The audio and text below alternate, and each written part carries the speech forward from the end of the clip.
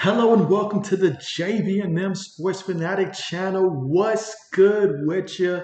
And so here we go. We've got live action here, NFL preseason here. We've got the Houston Texans and the New England Patriots here. So a lot to dive into here. But first of all, I want to thank you guys for joining me here for this. And so first off, it'll be let's see, Houston Texans who'll get the football first this time out. So again, first quarter here on the way. Houston taking over from their own 25-yard line. And so a good chance to take a look at CJ Stroud and his Houston Texans offense, in which last year, for the most part, Davis Mills ran the offense there. So Houston, having two of the top three picks of the draft, ended up taking CJ Stroud, and we'll see how he does. And already he comes out and gets a completion there to Nick Collins for 8 yards, taking to the Houston 33-yard line. Speaking of first round picks, Christian Gonzalez in the secondary. He's wearing number 19 for the Patriots. Again, they drafted him out of Oregon. So we'll see how he looks tonight. Stroud up under center. We've got tight end, fullback back in the backfield. Safety coming up. Gives it to the back. In the back, he is going to get brought down shy of the first down marker. And so we've got Matt Chatter here. And so, Mike, what's good with you? How are you? And you say, I seen old man in Patriots chat. You say, yo, JB. And so, hey, I've seen old man all over Twitter. And so, believe me, he goes to bat for the Patriots, especially Mac Jones. So, I know that he's tuning in for this one, although Bailey Zappe will get the start tonight. But yeah, how are you doing? All right, so third and short, 3rd and 1, multiple tight ends, fullback back in the backfield. Stroud takes the snap, gets it to the back. Nice move right there to elude the tackle. The defense got in the backfield, but that time it was just a great move, honestly. Speaking of old man, there he is in the flesh. What's good with you, old? How are you? How are you? And you say, what's good, JB? And so, hey, JB's good. The better we get through the week, the more JB's happy. So best believe that. And let me know, I'm pretty sure you guys can still hear an echo, but let me know if it's a lot better than it was last time, because I know last time the echo was really bad, especially at the beginning. So do let me know. Let's see, Matt Chatter says, really surprised Mac. And so here we go, 1st and 10. Stroud. Oh, he's got pass rush all around him, and he's brought down. And so, wow, what a sack that is by 95 for the Patriots defense. What a big time sack. He lost 15 yards on the play. Talk about a big man getting after it. And there you look on the replay there. Let's see, he beats the tackle, and oh, look at that. Because CJ Stroud can move when he wants to. He can move when he wants to, but that time, 95, just as fast. Now, that's the kind of stuff that gets me excited right there. Seeing the interior of the D-line generating that kind of pressure and getting a sack. Now, of course, y'all know as a Buckeye fan, I love CJ Stroud, so definitely can't let him get hit too many times, but I like that. 2nd and 25. Out of the shotgun, CJ Stroud moves on the move, and he's going to pick up 5 yards on the ground here. Goes out of bounds, about 4 or 5 yards. So we got 3rd and long coming up. Let's see. Old says, I live by the sword and die by the sword when it comes to New England. Matt Chatter says, it's different experience for all these potential XFL players. Okay, Old says, let's go defense. You already know.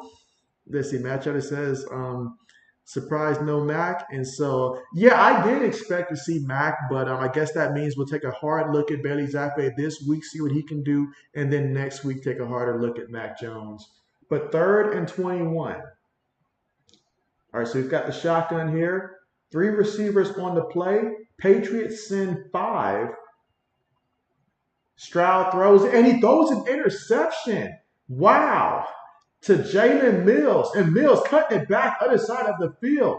And so he's still on his feet right now before he's finally brought down at Houston's 24-yard line. Man, I wish that this was regular season and we were seeing that kind of stuff. I mean, a little concerning for CJ Stroud, but hey, nice job there by the Patriots defense. So to recap, you got a big sack. I mean, 95, forgive me, I can't say his name, but 95 had a tremendous sack earlier in the drive, set him up for 3rd and long, and that time the defense jumps in front and makes the play. And so I'm liking what I'm seeing right there. Let's see, Matt Chatter says Trey signed. And so, yes, and we got him for the cheap, too. We got him for the cheap. I like the contract that we signed him on. O says, mad autocorrect. Exactly. Meanwhile, first Patriots play, they give it to the back, and he gets back to the line of scrimmage on the play. That's Pierre Strong on the carry for the New England Patriots. Let's see. Carmichael, what's good with you? What's good with you, Carmichael? I was checking out your TikTok the other day when you did all the teams that you like, the order of the teams that you dislike in the NFL and stuff like that. I found some pretty interesting things. I did not know that you were that high on the Green Bay Packers as a team and the Chicago Bears. Very interesting. Meanwhile, play fake on second down, dumps it off to Strong, and Strong is going to get brought down at about the 19-yard line. Third down coming up. You got 3rd and 4. That's a 6-yard completion on the play. Harris on the tackle. Matt Chatter says, boom. Let's see. Old says, dang, White almost had him. Let's see. Old says, let's go, Mills. Carmichael says, Stroud equals bust. Ouch. Ouch. I would not say that. I mean, it's just the preseason. Come on. It's just the preseason. All right, 3rd and 4. Receiver goes in motion, takes the snap. They're sending pressure, and they have him. Just like that, and that just makes me shake my head. The offensive line, I mean, they didn't even try. They didn't even try, honestly. But again, do let me know if you guys can hear me pretty good. I guess let me know, like 1 through 10 about how good can you hear me right now. I know there's a bit of an echo, but hopefully it's not too bad. But yeah, that's going to bring up 4th down. So after the defense gave the offense a tremendous start, the offense just ponders it away. And so now we're going to have a, let's see, 44-yard field goal attempt coming up here by old reliable Nick Folk. Kick is on the way, and it is good. I mean, what can I say? He's a veteran. He can kick. That's what you expect from him, and glad to have him with the team again. So the Patriots get the first points here. 3-0 in this one. Again, it was the defense that set up the offense here for that points there. The offense did absolutely nothing. Offensive line needs to do better than that. All right, let's see. Old says, I tried to tell people Mills would be a great safety, and so believe it. Let's see. Mad says, you get paused way ahead of me, and so my bad about that. And let's see, O says, this game will tell, hopefully, Bill Belichick that he needs to bring in Zeke. And so that is one thing I will be watching to see how all these running backs, particularly I do want to see how Harris looks and stuff like that, those guys. So this is a good opportunity for them, no doubt about that. Let's see. O says, and that's why Mac's not playing because of the O-line. Carmichael says, I need a new, new for TikTok. You don't have time to make a new one. Okay, let's see. So you can hear me. You give it about a 6. Okay, I'll take 6 because I feel like it was about a 3 when I was listening to myself last time afterwards. It started off really bad, but then it got better towards the end. So absolutely appreciate that. Let's see. Carmichael says, but JB, as you've seen in my TikTok, I don't like the Browns. And so yes, I did see that. I did see that. You don't like the Browns and you don't like the Ravens, especially those two teams, but especially the Browns. Let's see. Old says, but I got my TVs all the way up and I'm using headphones to hear you. Okay, bet. Let's see. Matt Chatter says he got sacked like he was Mac. Jerry Hudges sounds good. Slade. Okay, bet. Yeah. Carmichael says, I get to see sophomore Kenny Pickett play tomorrow. Who you guys playing again tomorrow, Carmichael? Who you guys playing tomorrow?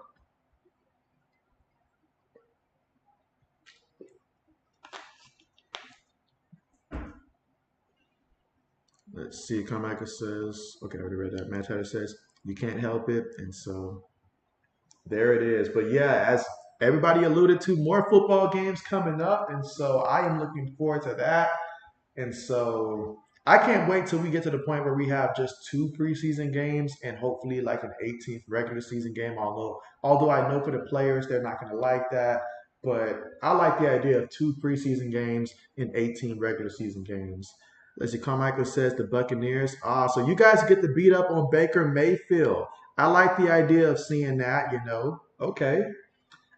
For the Steelers, I especially want to see how that inside linebacker position looks with some of the guys that you guys brought on. I really want to see how that inside linebacker position looks for the Pittsburgh Steelers in preseason.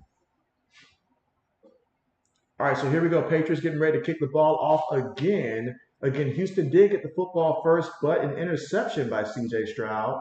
And so that's something that's going to be a learning experience for him. All right, Houston has it. The 10, 15, brought down at about the 19-yard line. All right, so again, first quarter, 9 minutes and 38 seconds to go. Patriots up 3-0. Let's see what Houston does second time out there offensively. Carmichael says everyone that is healthy on the Steelers is going to play. And so, okay.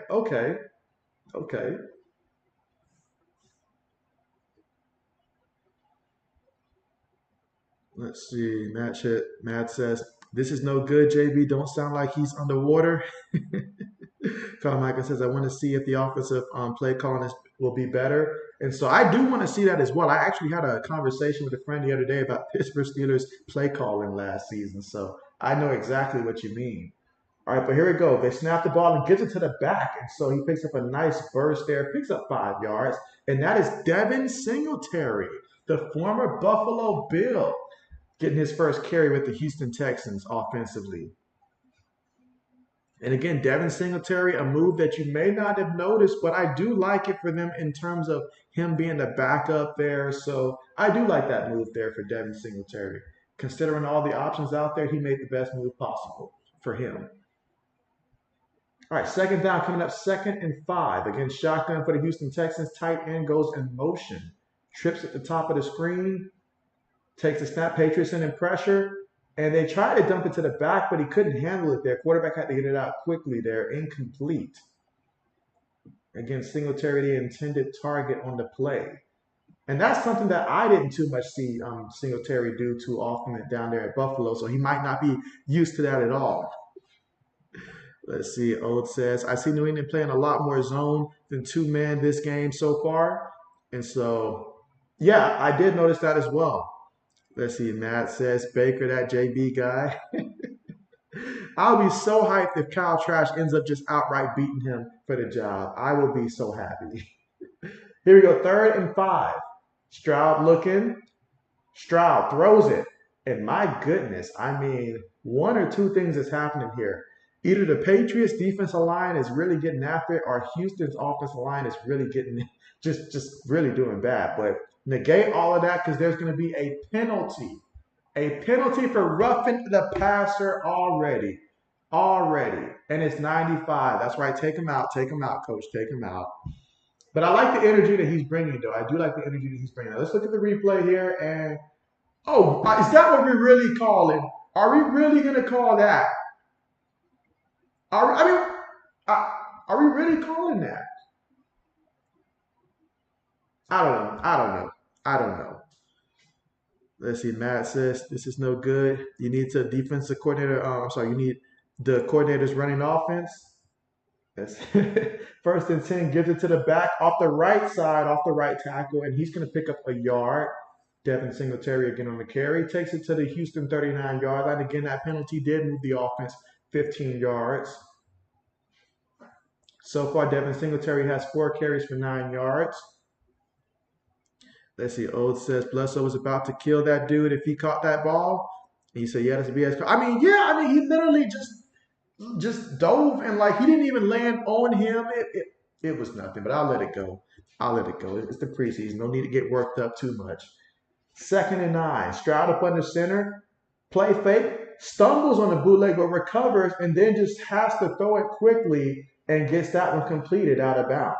We've got 3rd down coming up. Shaun Wade in coverage. So Wade is a guy that certainly I was watching a lot last year. I was just waiting for any type of sign to see if he'll take that next step. And certainly someone, if given the opportunity, that can surprise some people this year. So we got 3rd and 4 coming up. 3rd and 4. Again, that was a completion to Sims for the Houston Texans. Shotgun formation again, 3 receivers, 1 tight end, 1 back. Again, first quarter here with 7 minutes and 34 seconds to go. 5 seconds on the play clock. Takes the snap. Stroud in the pocket. He has to move. Running for his life, and he gets brought down by another rookie, White. And so, yes, the Patriots' 2nd-round pick, who should have been a 1st-round pick. So glad that we got him. But, man, 4th down coming up, and you can expect that from him all year long. I mean, he's just that dude. From Georgia Tech, he's that dude. Keon White, wearing number 99 for the New England Patriots back there. Get used to seeing him. Old says White is already making a big impact. Let's see, Mad says, haha, roughing penalty. Oh, that was no contact. And so, yeah, referees are already in full force right now. Already in full force. All right, we got punt on the way. Fair catch symbol, ball caught at the 12-yard line, and that's where the New England Patriots will take over with the football here. And again, looking to see any signs of life here from the offense, particularly the offensive line. I need to see them show me something here.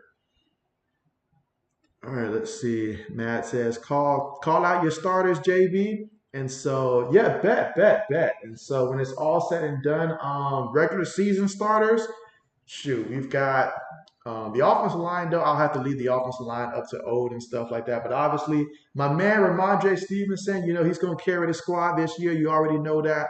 Offensively, at the wide receiver position, we've got a couple pieces there, but Devontae Parker. I still believe, even though we got Juju Smith-Schuster, Juju's like a slot receiver, so Parker will still be the one and stuff like that. Hopefully Kendrick Bourne gets more play, but I believe that Demario Douglas is going to be like a 4 or a 5, I believe, when it's all said and done. I expect him to get a decent amount of playing time as the season progresses and stuff like that. At tight end, you've got Gazicki, and you've also got Hunter Henry. So we've got some options out there. Let's see. Old says, good fair catch, pop don't need to get popped. And so, yes, exactly. And understanding to, even though in the preseason everybody's trying to go out there and make a play, but to have the awareness to be like, look, I'm just going to go ahead and call a fair catch. Those are the kind of guys that we need back there. Just someone that's not going to make a mistake trying to do too much. So I like that. All right, let's see. Carmichael says that your TikTok is going to turn into a Browns hate page. I already see that. I already can see that. I already can see that. All right, let's see. Absolutely. But yeah, Christian Gonzalez was the Patriots' first round pick. He's number 19 on the defensive side of the ball. You've also got Keon White, who was number 99 for the New England Patriots there. Mapu, I forget Mapu's jersey number, old man. So if you can remind me that, then definitely remind me of that. I'm just thinking of some of the picks now. I know that we did draft like a punter and a kicker, but I can't remember the kicker's name. But I assume at some point we'll probably get a look at him in the preseason. But yeah, those are some of the picks there. Other than that, you got a couple late round receivers as well. Douglas is one. Seen him on kick return. You'll see him on offense probably a little bit later as well. But here we go. Here we go. All right, so let's see what Bailey Zappe can do. I mean, he was the guy that many Patriot fans were cheering for last year. So let's see what he can do from his own 12-yard line. Shotgun formation, pump fakes, throws it short. We got a completion here, and that's going to be Taylor with the catch for 3 yards. And so J.J. Taylor with the reception. And Mr. Preseason himself, you can count on Taylor to be involved in a preseason game that involves the Patriots. 2nd and 7 coming up.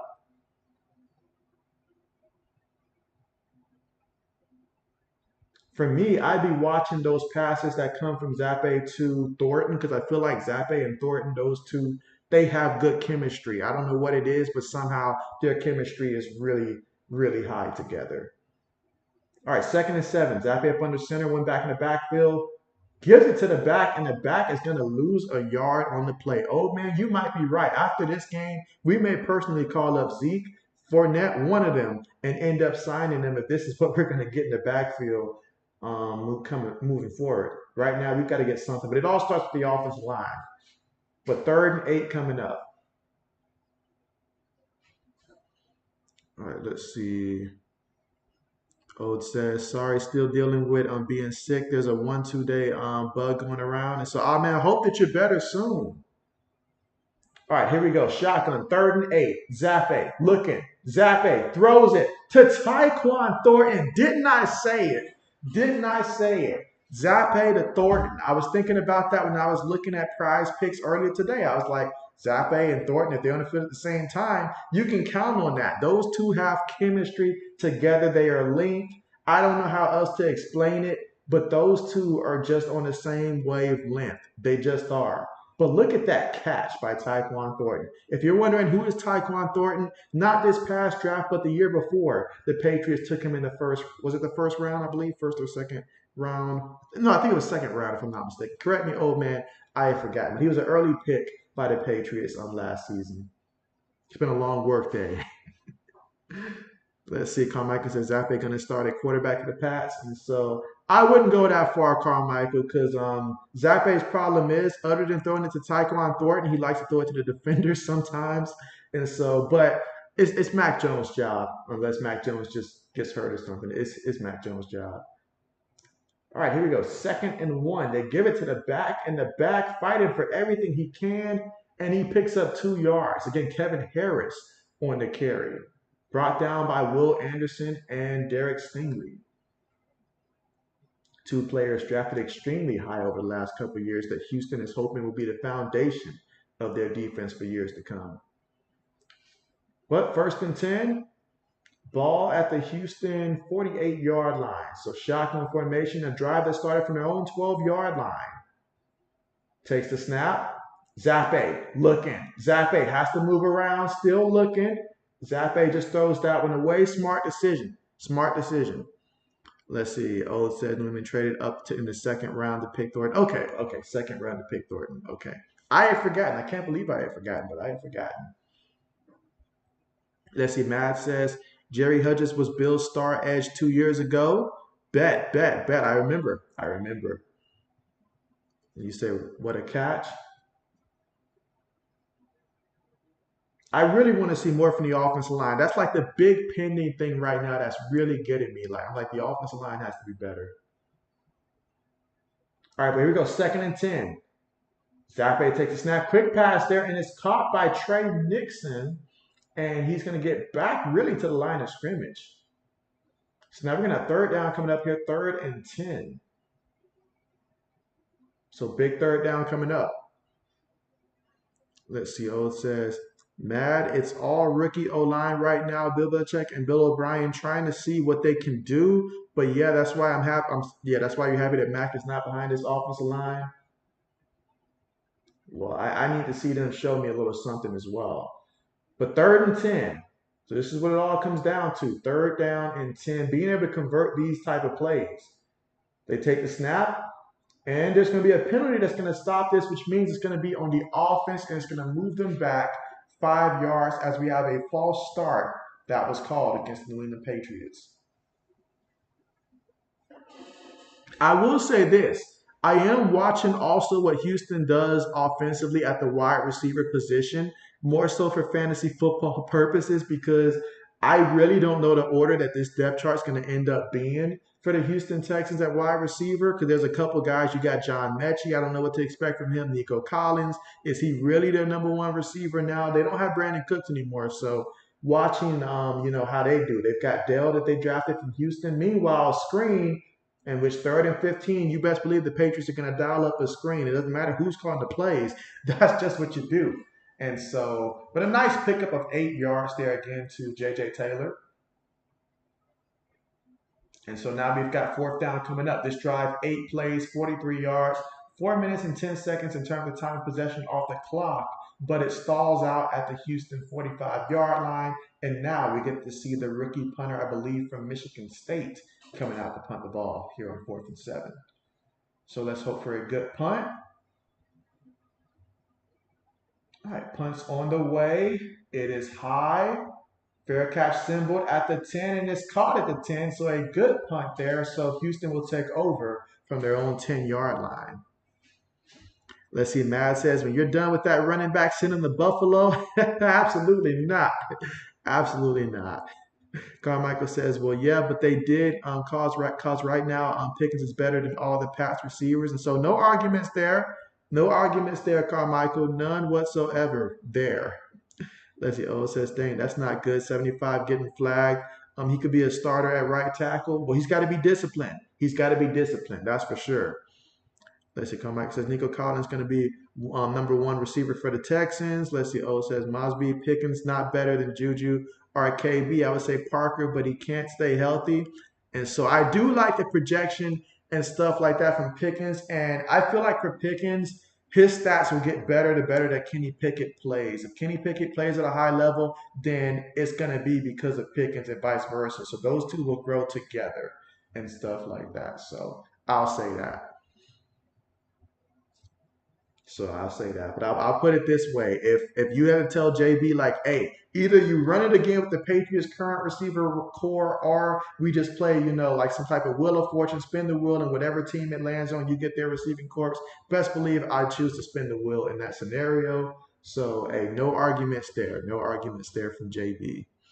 Let's see, old says, but I think he will be really good with the Steelers and be the receiver to grow old with Kenny. And so, yeah, definitely. I like his attitude and aggressiveness. He plays with a certain aggressiveness that guys like, you think of guys like receivers like Steve Smith, they play with an attitude and stuff like that on their shoulders. And so to me, Pickens plays with that same type of attitude, and that is what's going to help him separate himself in the future and stuff like that because he has that tough kind of mindset that he'll go out there and like Andre Johnson, the cornerback, probably yank his helmet off or something like that. So I do like Pickens and his upside and what's to come for sure. Let's see, Matt says Chase Winovich, any good?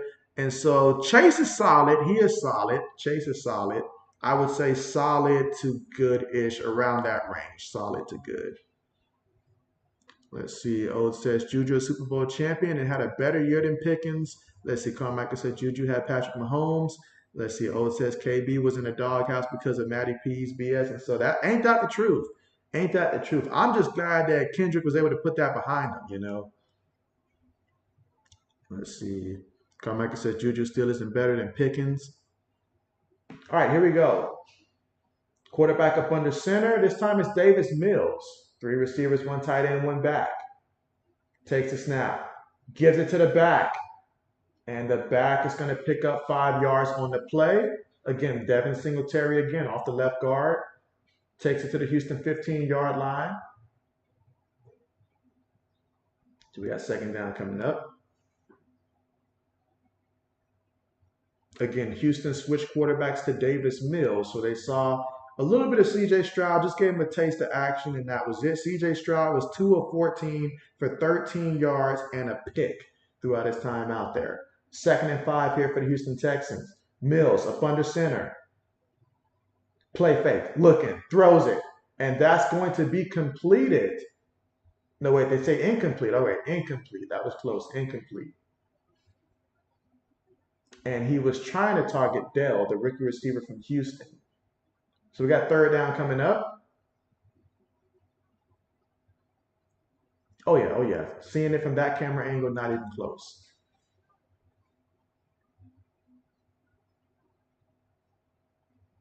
All right, so we got 3rd and 5 coming up. Shotgun formation.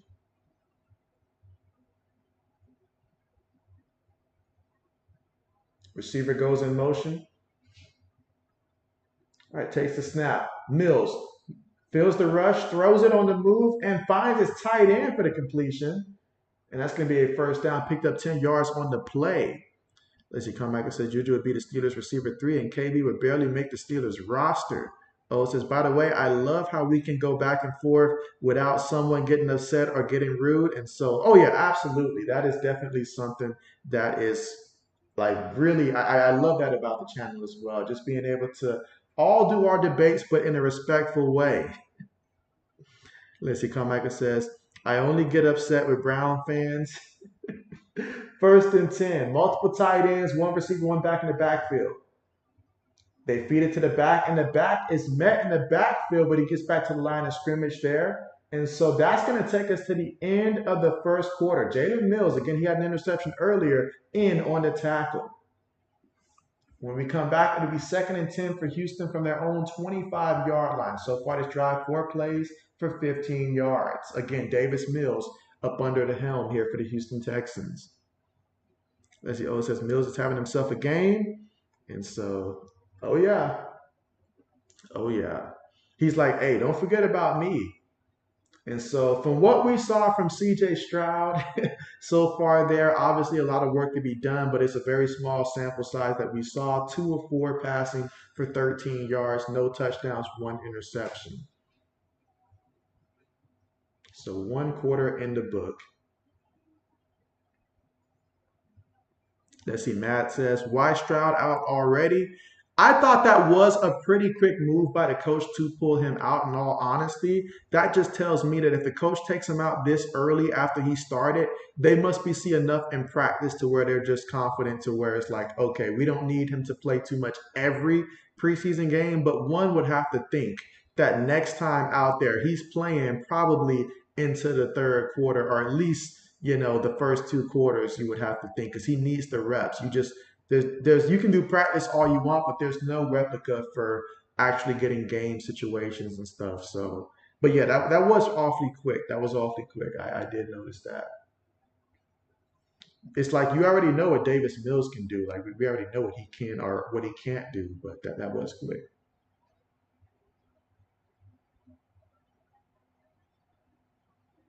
And again, we're at the commercial.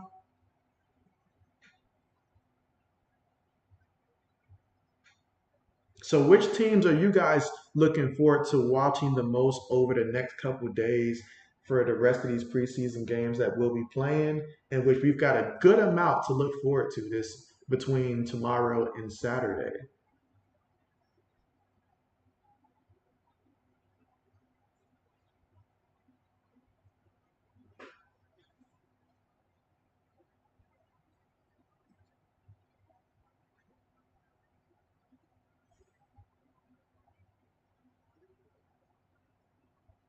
All right, let's see.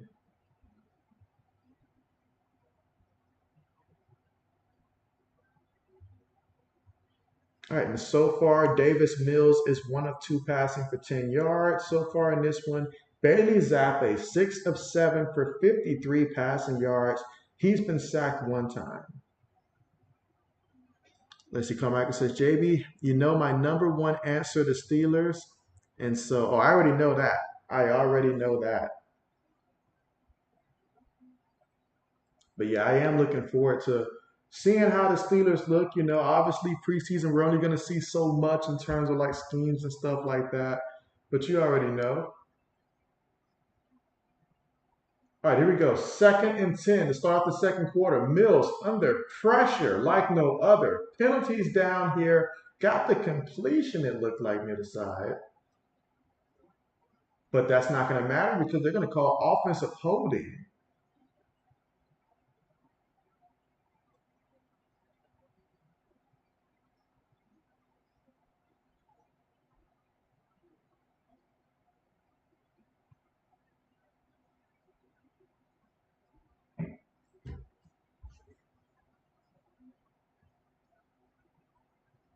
All right. So again, holding penalty there on the offense, which is going to make life that much more harder for the Houston Texans. And again, Davis Mills, we saw his struggles last year in those situations. Here we go, 2nd and 20. Tight ends about to go in motion. 3 receivers, 1 tight end, 1 back. Patriots send 4. Mills trying to take a shot here and incomplete. I feel like he had the receiver on the play. He just could not connect with Tank Dell. He just didn't have the chemistry with Dell, honestly. But the ball, like Dell was open. He was open by NFL standards, and that's the play you got to make.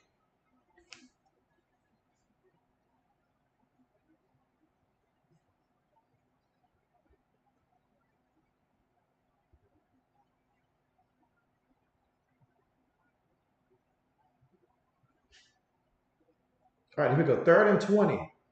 And they're going to run a draw here with the back, and the back going to get brought down by Jalen Mills and company, but picked up about 10 yards on the play. It's going to bring up 4th down, though, so 4th down coming up for Houston from their own 25-yard line.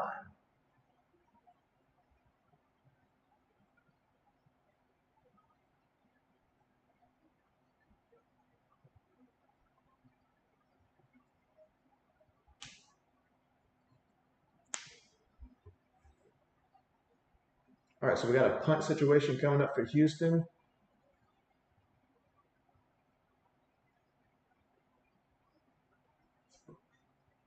Let's see if we get a return. Fair catch assembled and caught from the 17-yard line. Let's see. Ola says, I'm liking what I'm seeing with some of these rookies and second-year players who's playing. Yeah, I do like them, especially what I'm seeing on the defensive side of the ball. I'm seeing a lot of good things there on the defensive side of the ball. I mean, obviously, both teams seem like they have some offensive line concerns and stuff like that. But ultimately, I'm seeing some good stuff, but I'm also seeing some stuff that I want to see improve. Like I need to see that, like you mentioned earlier in the game, when it comes to the second unit and third unit for the Patriots run game, like from the running backs, I'm looking to see who's going to separate themselves. And obviously, the offensive line, can someone step up on that offensive line? Let's see. Carmichael says TJ Watt going to get 401 sacks this season. I don't even know if that's possible if you play 15-minute games in Madden on rookie mode and like you control the other quarterback and ran to TJ Watt every play. I don't know if that would be possible to get 401. However, though, he can certainly lead the league in sacks. No, that would be no surprise at all. Let's see. Old says, I need to see 83 Lumpkin play. And so I was waiting on him more so that fourth quarter and stuff like that to probably notice him then. But yes, I'd like to see a lot of action come from him as well.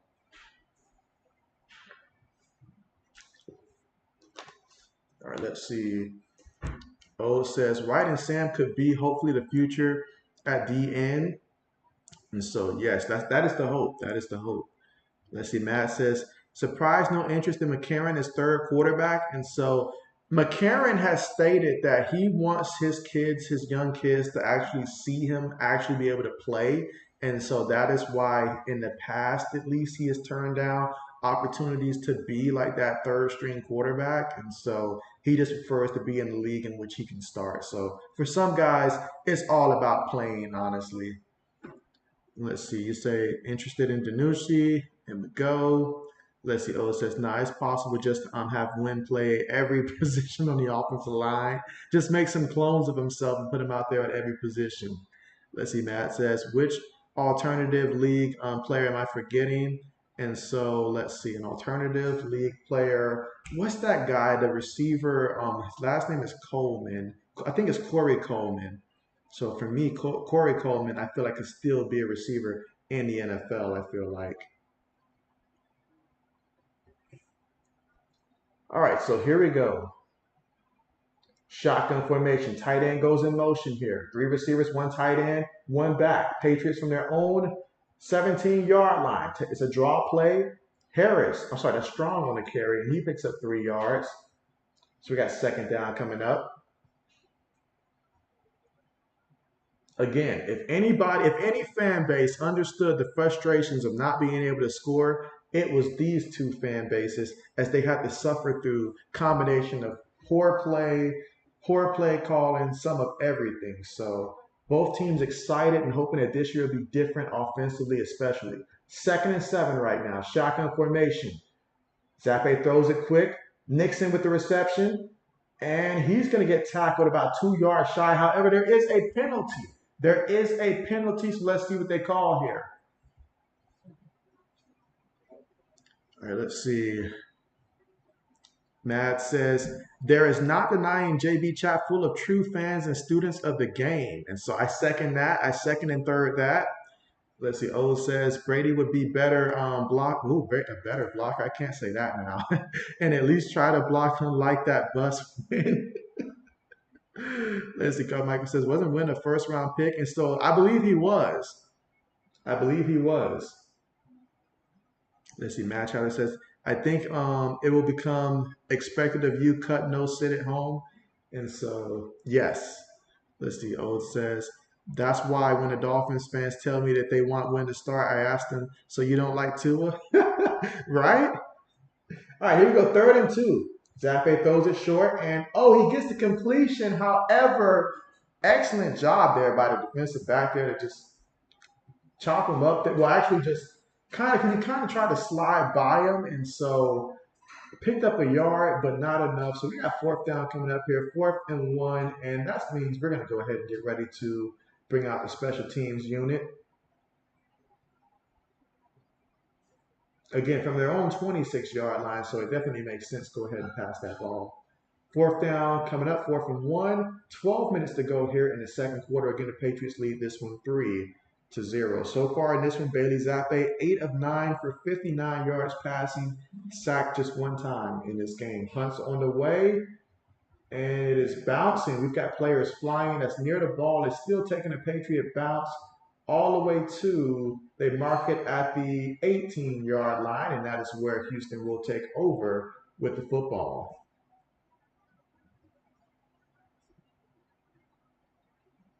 Let's see. So far, rushing in this game.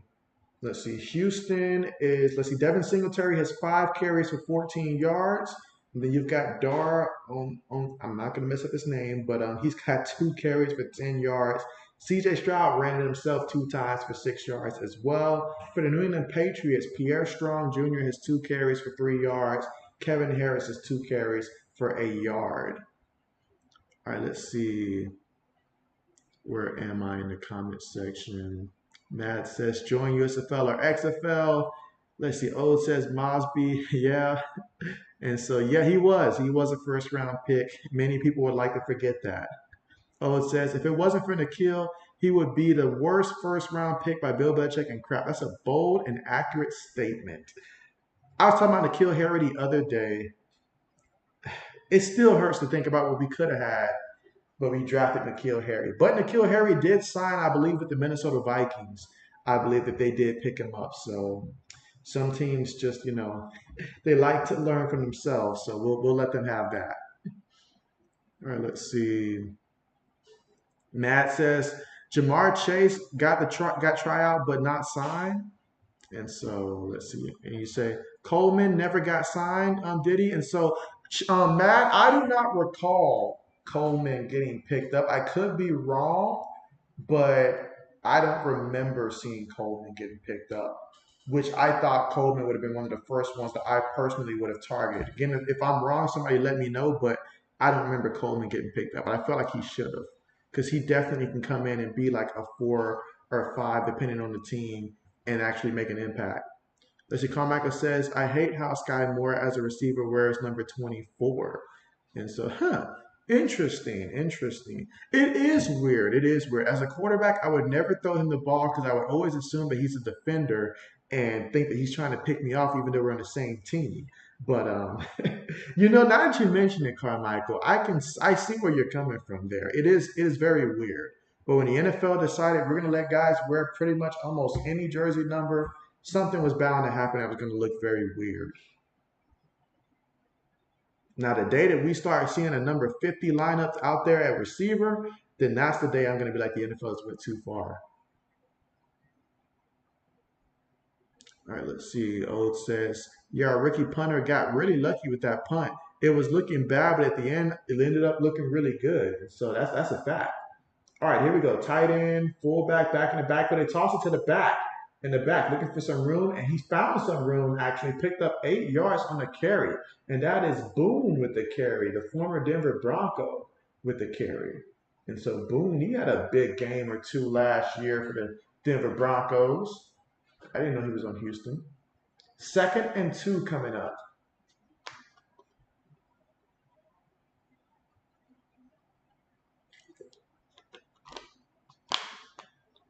So far in this one, Houston doing a pretty decent job at running the ball.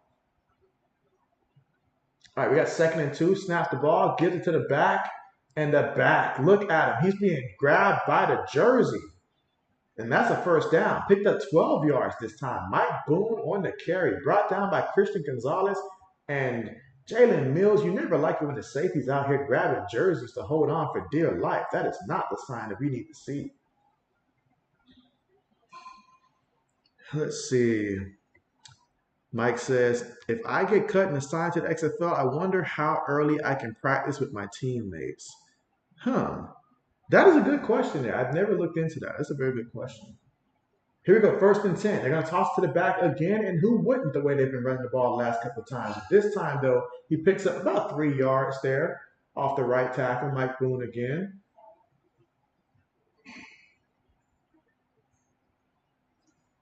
All right, let's see.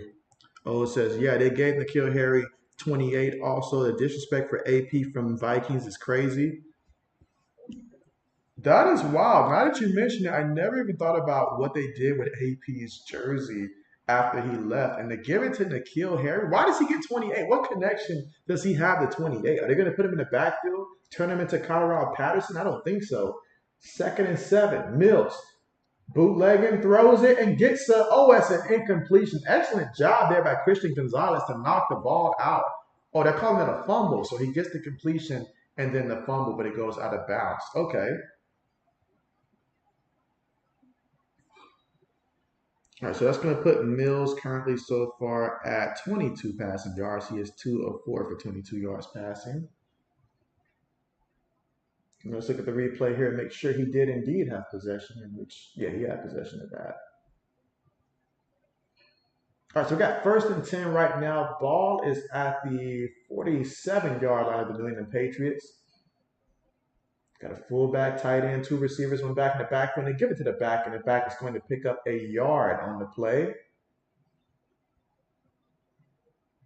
We've got 9 minutes and 12 seconds remaining here in the second. White on the tackle.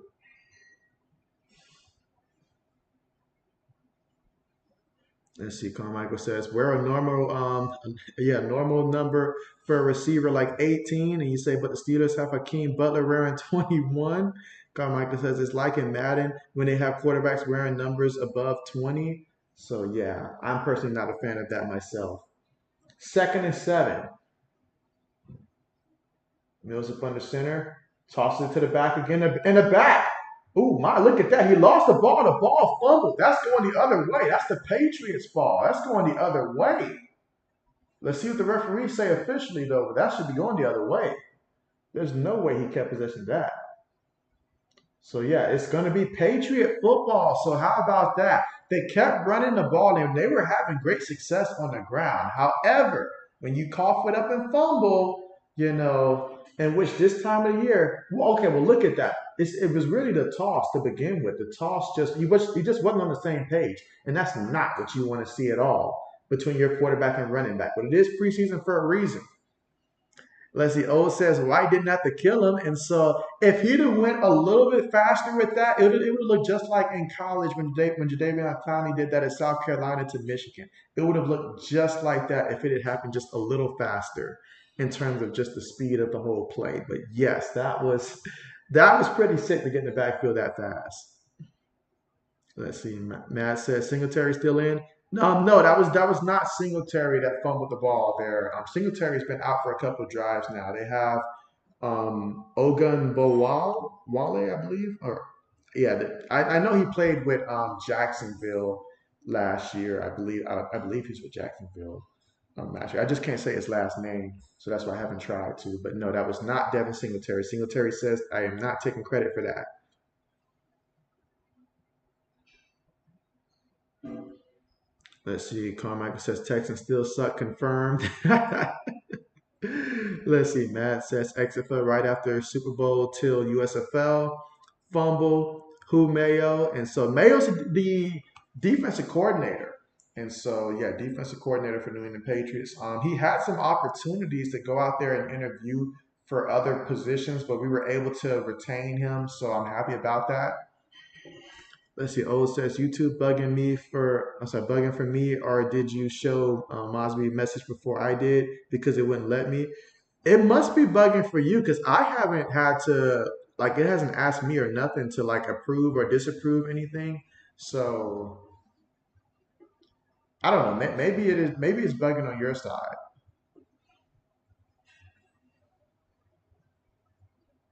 And again, we are at the commercial here.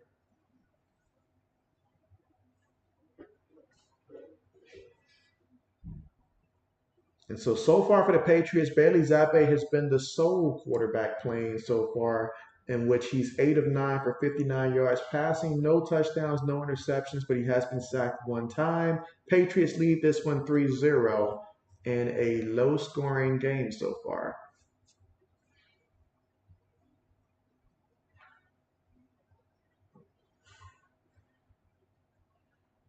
Let's see. O says, yeah, it asked me to show or deny it because you're the moderator. And so, Yeah, I'm glad that that task no longer belongs to me and stuff like that, especially once we get to the peak of the NFL season. But here we go. First and 10, and a quick pass to Tyquan Thornton, and he's going to pick up about 4 yards. I mean, I'm not going to lie. If I was Tyquan Thornton, I would be really bugging the coaches to put Zappe in there because I know this man's going to feed me the ball and stuff like that, and they just have great chemistry, or I should say confidence in each other.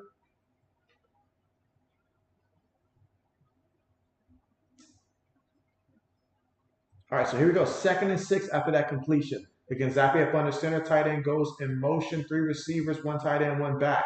They give it to the back. And Houston met him in the backfield. He's going to lose at least 2 yards on the play. So we got third down coming up here. Third and 8 ball right now at the Houston 47-yard line. And yet another situation in which we're going to be looking to see, can Zappe and the offense pick up a first down? That's what Patriot fans want to know. Can we get a first down?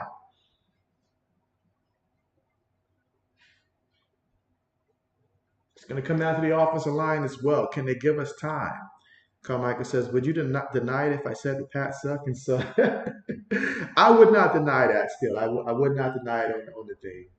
Third and 8, Zappe on the move and has to throw that one away. Quite frankly, the pressure's all around him. Offensive line gave him no time. Let's see. Oh, it says, Mosby, did your message pop up? And so let's see. You say, yeah, definitely you need to bring in Zeke.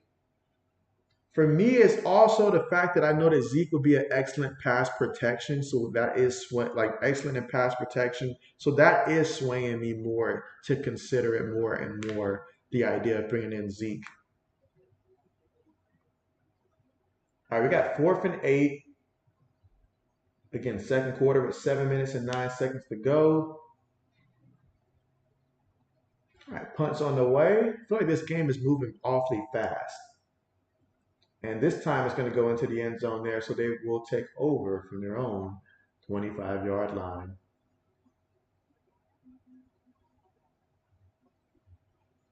Let's see. O says, I only deny a message if it's someone being racist or taking stuff too far and being really rude. So, absolutely. Let's see. Carmichael says he want to get denied.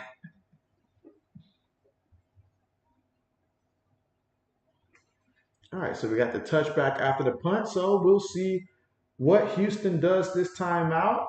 Can Davis Mills and the offense get something going?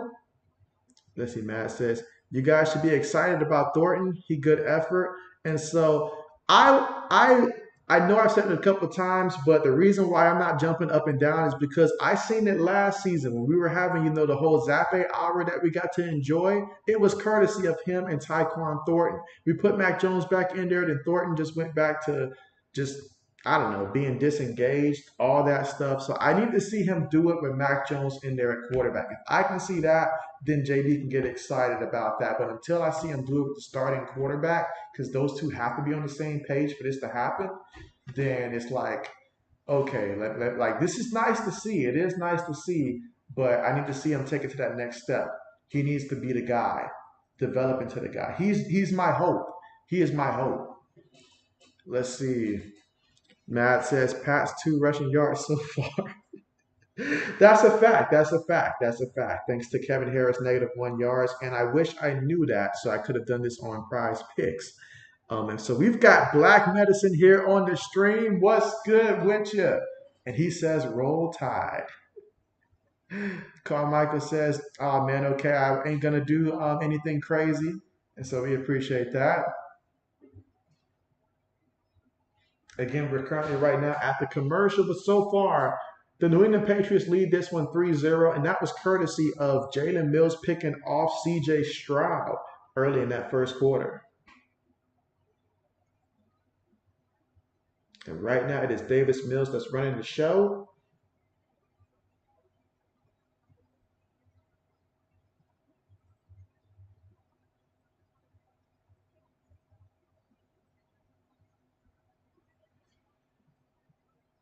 All right, so we'll see what Houston does offensively this time out here in the second quarter with just over 7 minutes left to go before we hit halftime.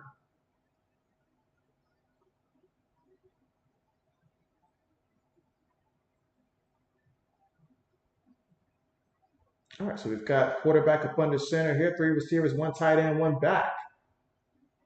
Takes the snap, play fake, throws it, and he gets the completion to the receiver, and that's going to be Tate Dale with the catch. Sorry, Nate Dale with the catch. Picked up 15 yards.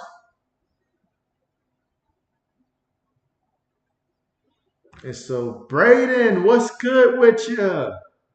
What's good with you, Braden? How are you doing? All right, Mills up under center. Got a fullback in the backfield. And they're going to give it to the back. And the back is going to pick up 2 yards on the play. Again, that's Mike Boone on the carry. So now we got second down. And meanwhile, we have a Patriots player that's currently down, and it looks like Christian Bazemore in the middle. So hopefully this is nothing too serious here. But Christian Bazemore will be looked at by the medical staff.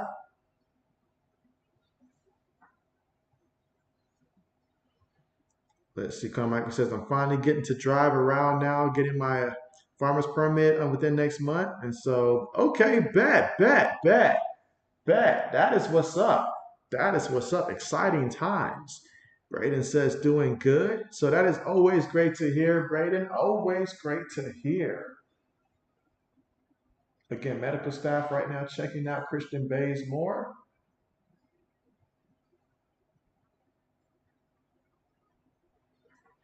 Mike says, let's give Black Medicine a timeout. What you all say? He's like, we got to stop the tide from rolling. Got to stop the tide from rolling.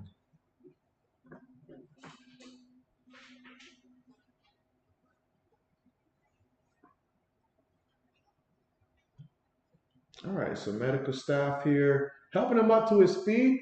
It's good to see he's putting pressure, on his legs as he walks. He's walking on his own. That's always a great sign there. Again, that's Davis here.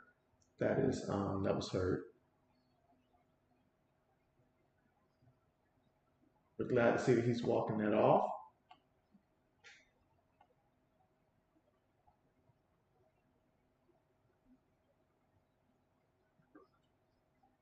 All right, 2nd and 7 coming up.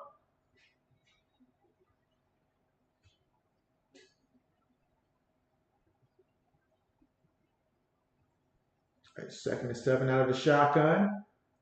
Mills throws it, gets a short completion. And he's going to be a yard shy of the first down marker. So 3rd and short coming up here. 3rd and 1 from the Houston 44-yard line. Again, second quarter here with 5 minutes and 45 seconds to go.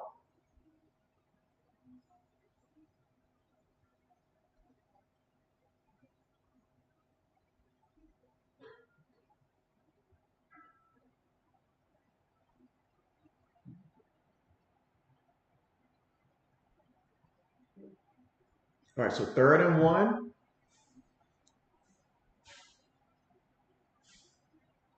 Takes a snap, play fake. Mills looking. Mills throws it, and it's incomplete.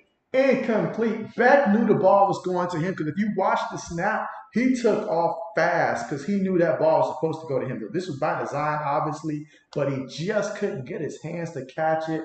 And Houston drops an opportunity. And now 4th down coming up here, 4th and 1. Let's see what they call from their own 44-yard line. All right, let's see. Braden says, yes, Mad Chatter, he should be banned for talking crap about Iowa. I think we'd all be banned at that point, Braden. Let's see. Carmichael says, JB, who do you think will be the biggest first-round bust out of last year's draft class? Ooh, Carmichael, you put me on the spot. The biggest bust out of last year's draft class. So that means I got to choose someone that was drafted in the 1st round and say, sorry, but your guy's not going to make it. That's tough. That's tough. Let me think about all the 1st-round picks and think who can be who's going to be a bust. Wow, that's so tough. That's so tough.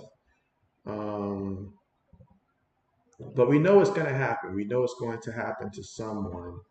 So give JB a minute to just look at all of the 1st-round picks again and get back to that. But remind me if I don't mention it sometime soon again, because that is a very good question. Let's see. Black says Iowa sucks. O says who dropped the ball on the Texans third down? His last name was Beck. Meanwhile, the Pats give it to Taylor up the middle. He picked up a yard. 2nd and 9 coming up from the Patriots 10-yard line. Again, we want to see some excitement. We want to see some fireworks here. We want to see the Patriots just come out here and run the ball. Let's see. They've got Malik Cunningham out there. Where is Malik lined up at? I didn't know Malik was out there. 2nd and 9. Takes the snap. Throws it. Gets the completion. And that's going to be a pickup of about, call it 4 yards on the play. So we got 3rd down coming up here. 3rd and 5 coming up. So let's see how this plays out. Again, 3rd and 5 coming up. Let's see. Oh, it says Sean Wade is taking snaps at safety. Gotta love preseason. Matt says any Pat stars still in. And so I'd say on the defensive side, 3rd and 5. Zappe feeling the rush. Gets brought down. What are we doing? What is it good for? What are we doing? This is terrible. I should ban the whole offensive line is what I should ban. Let's see, come back and say, I think whoever the Pats drafted. Braden says, ban him, old man. Let's see, O says, I would, but it's black. We all know how he does.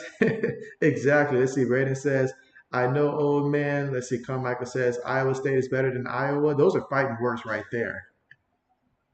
But, yeah, I see nothing wrong with that statement. Let's see, punts on the way. Catches it from the 25, all right, 30, 35, still cutting up and brought down at about the 38-yard line. So now, after that punt by Barringer, and so we'll see what Houston does this time out. Let's see. O says, I don't think no starters are playing right now. Let's see. Braden says, time to ban Carmichael now. O says, dang, this O-line playing horrible. Can't even blame Zappe. Braden says, LOL. Yeah, right now, Bailey Zappe is 10 of 12 for 67 yards passing. He's been sacked twice in this one. Again, Bailey Zappe made the start. No Mac Jones today. All right, now for Houston, here we go. 1st and 10. Mills looking, throws it, got the completion, and he's running for 24 yards. And so that is a major completion there and a 1st down, tackled by Sean Wade.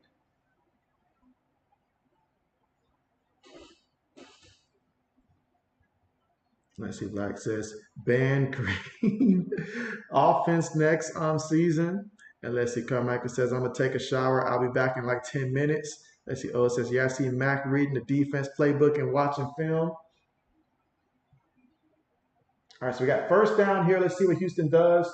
Will they return to the ground game? Yes, they do. And the running back stumbles, but he keeps his footing and still running and picks up about 7 yards on the play. So Houston is going to let this take us to the 2-minute warning.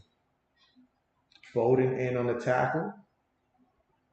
I feel like wasn't Bowden from like the USFL or something like that, if I'm not mistaken. I feel like I've seen his name. I could be confusing it. So this puts Davis Mills at 68 yards. And so if you did the over-under on his yardage, it was placed at like 68 and a half, or at least if you did it at the time that I did. So 1 more yard and he'll be over. Let's see. Black says, we only came to see Mac Jones. Well, you're going to have to come back next week because Mac Jones will not be playing out there today. And you don't want him behind this offensive line the way that they've been looking today. So the coaches did him a favor. Let's see. O says defense getting dotted up by long neck Mills. And so, yes.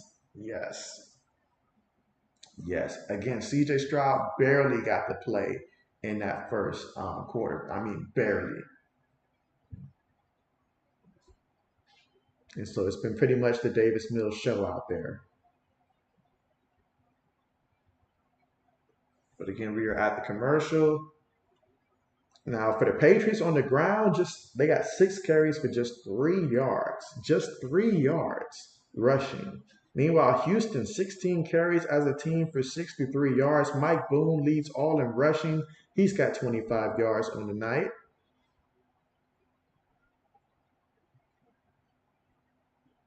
Let's see. Braden says Mike needs to ban the Patriots offense. And so I wouldn't go that far. I wouldn't go that far, Braden. I would not go that far.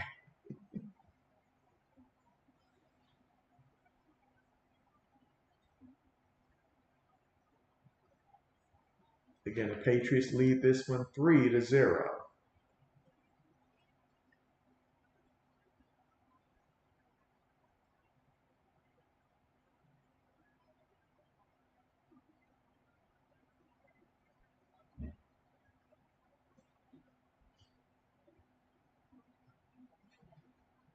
Let's see. Braden says, "Hey JB, what are your thoughts about the conference realignment?" And so I'm actually excited about the realignment just for the fact that, hey, this is just going to make the Big Ten that much more exciting and stuff like that. I mean, it was fun while it lasted. The days of, whoever gets to the conference championship get an easy W versus whoever the other side sends to represent, whether we're talking Wisconsin, whether we're talking Northwestern or whoever the other side puts. So just having more good teams is only going to help the Big Ten as a conference, which helps Ohio State, of course. So I'm all for it. Make our strength of schedule look a lot better.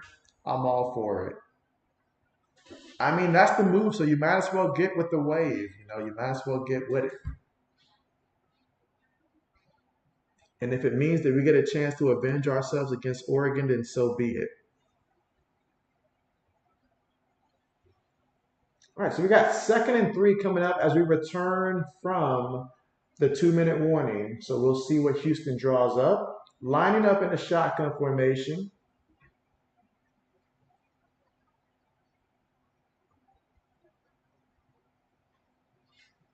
Throws a quick pass, gets the completion, and that's going to be to John Mechie, and he's going to pick up 5 yards on the play and a first down.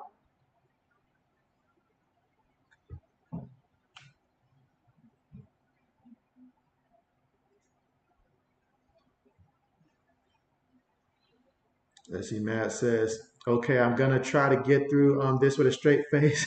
It's a good idea not to play Mac Jones, a quarterback that great. You can't be too careful. Let's see, Old says, let's see, Conor McDormand might be losing his role as the starting right tackle because he's been horrible today. And so, yeah, absolutely.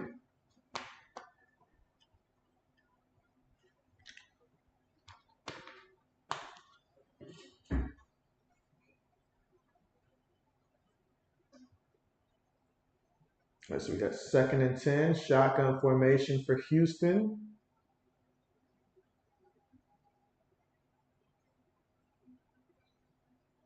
Mills throws it and it's completed by Dell again. A little shy of the first down marker, about 2 yards shy. So Davis Mills right now, he's got 81 yards passing so far in this one, 7 of 10. No touchdowns, no interceptions, has not been sacked today. Let's see. Braden says, can't wait for the Packers game tomorrow. And so, again, who do the Packers play tomorrow? All right, so we got a timeout that is called by Houston. Again, Houston right now trying to get their first points of the game as they trail 3-0, but they're having a pretty good drive so far in this one.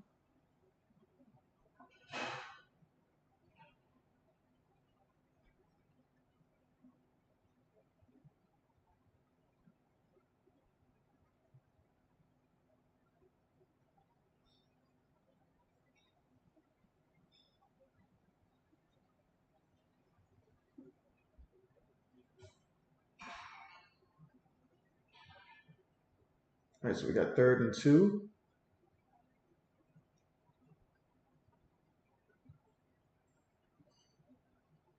So 3rd and 2 out of the shotgun.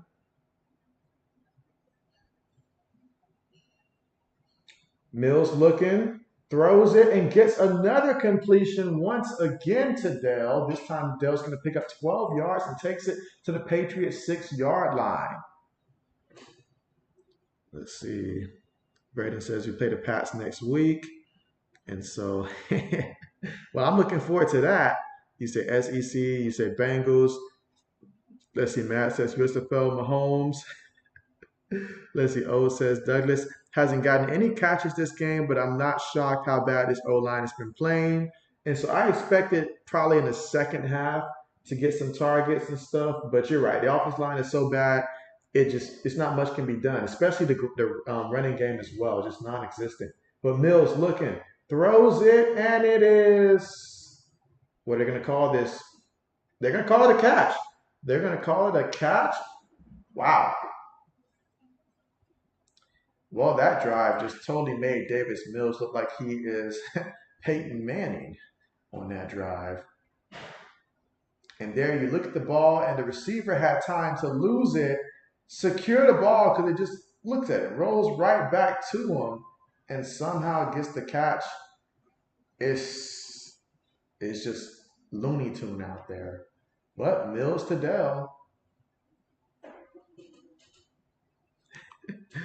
And let's see. Matt says, Dwayne Kane, good for the Eagles. I'm sorry, good on Eagles. Rambo cut. You say you're surprised Pearson never signed. Now, they are checking out this play here. They are checking out this play. There's a lot of things that's going on at once here. When he does regain possession of the ball, does his foot touch out of bounds possibly? What's going on? It looks like he has it in bounds, though. So, yeah, that's a touchdown.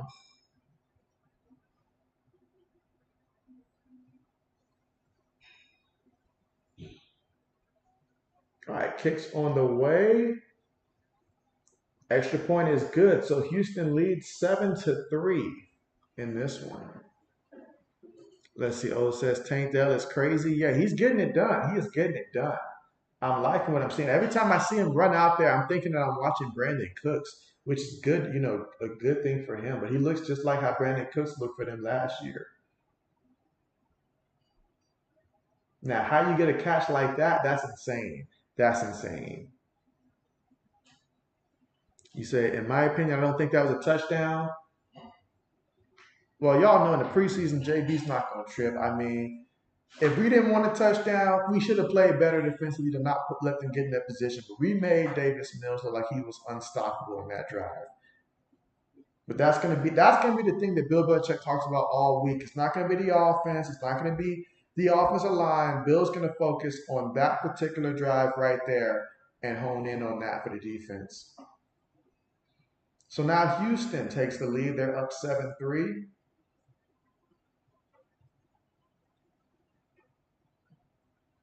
"12 seconds left to go. Kickoff on the way. It's a low kick, but it's going to be returned.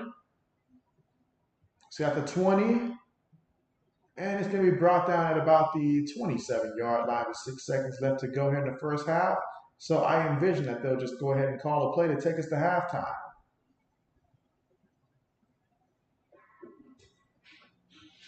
Let's see. O says, never mind after rewatching. It was a touchdown. If he tried to bring it to his body, it wouldn't have been. And let's see. Matt says, best catch ever. And let's see. You say, my cousin team got Bryce Young, the young GOAT. And so, hey, we'll get to see how he does out there. We saw how CJ Stroud looked in that first couple possessions. And the Patriots run the ball to take us to halftime here. Picked up about 2 yards on the carry. So yeah, that's going to bring us to halftime. And so far in this one, Davis Mills for Houston, 9 of 12 for 99 yards passing, 1 touchdown, no interceptions. CJ Stroud was only 2 of 4 for 13 yards passing, no touchdowns, 1 interception. So Davis Mills definitely played better of the two. Bailey Zappe was 10 of 12 for 67 yards passing, no touchdowns, no interceptions, sacked twice in the first half. On the ground, Houston as a team has 17 carries for 63 yards. while New England, 7 carries for just 6 yards. So New England offense combined for a total of about 55 yards, I'm sorry, 65 yards offensively. And so that tells the story. Nothing is happening good for the Patriots right now offensively. And they got to find a way to change that. Receiving wise, though, Tank Dell, the rookie from Houston, for Houston now, has 5 catches for 65 yards and a receiving touchdown off of 8 targets. So he's been targeted quite a lot. Steven Sims, he's got 2 catches for 17 yards. Mason Schreck, he's got 1 catch for 10 yards. And Nico Collins, he has 1 catch for 8 yards, while Mike Boone's got a catch for 7 yards. And John Mechie III has 1 catch for 5 yards as well. For the New England Patriots, Tyquan Thornton's got 2 catches for 31 yards. Trey Nixon has 3 catches for 14 yards. J.J. Taylor has 2 catches for 11 yards. Pierre Strong Jr. has 2 catches for 7 yards. And Matt Sokol, he's got 1 catch for 4 yards as well.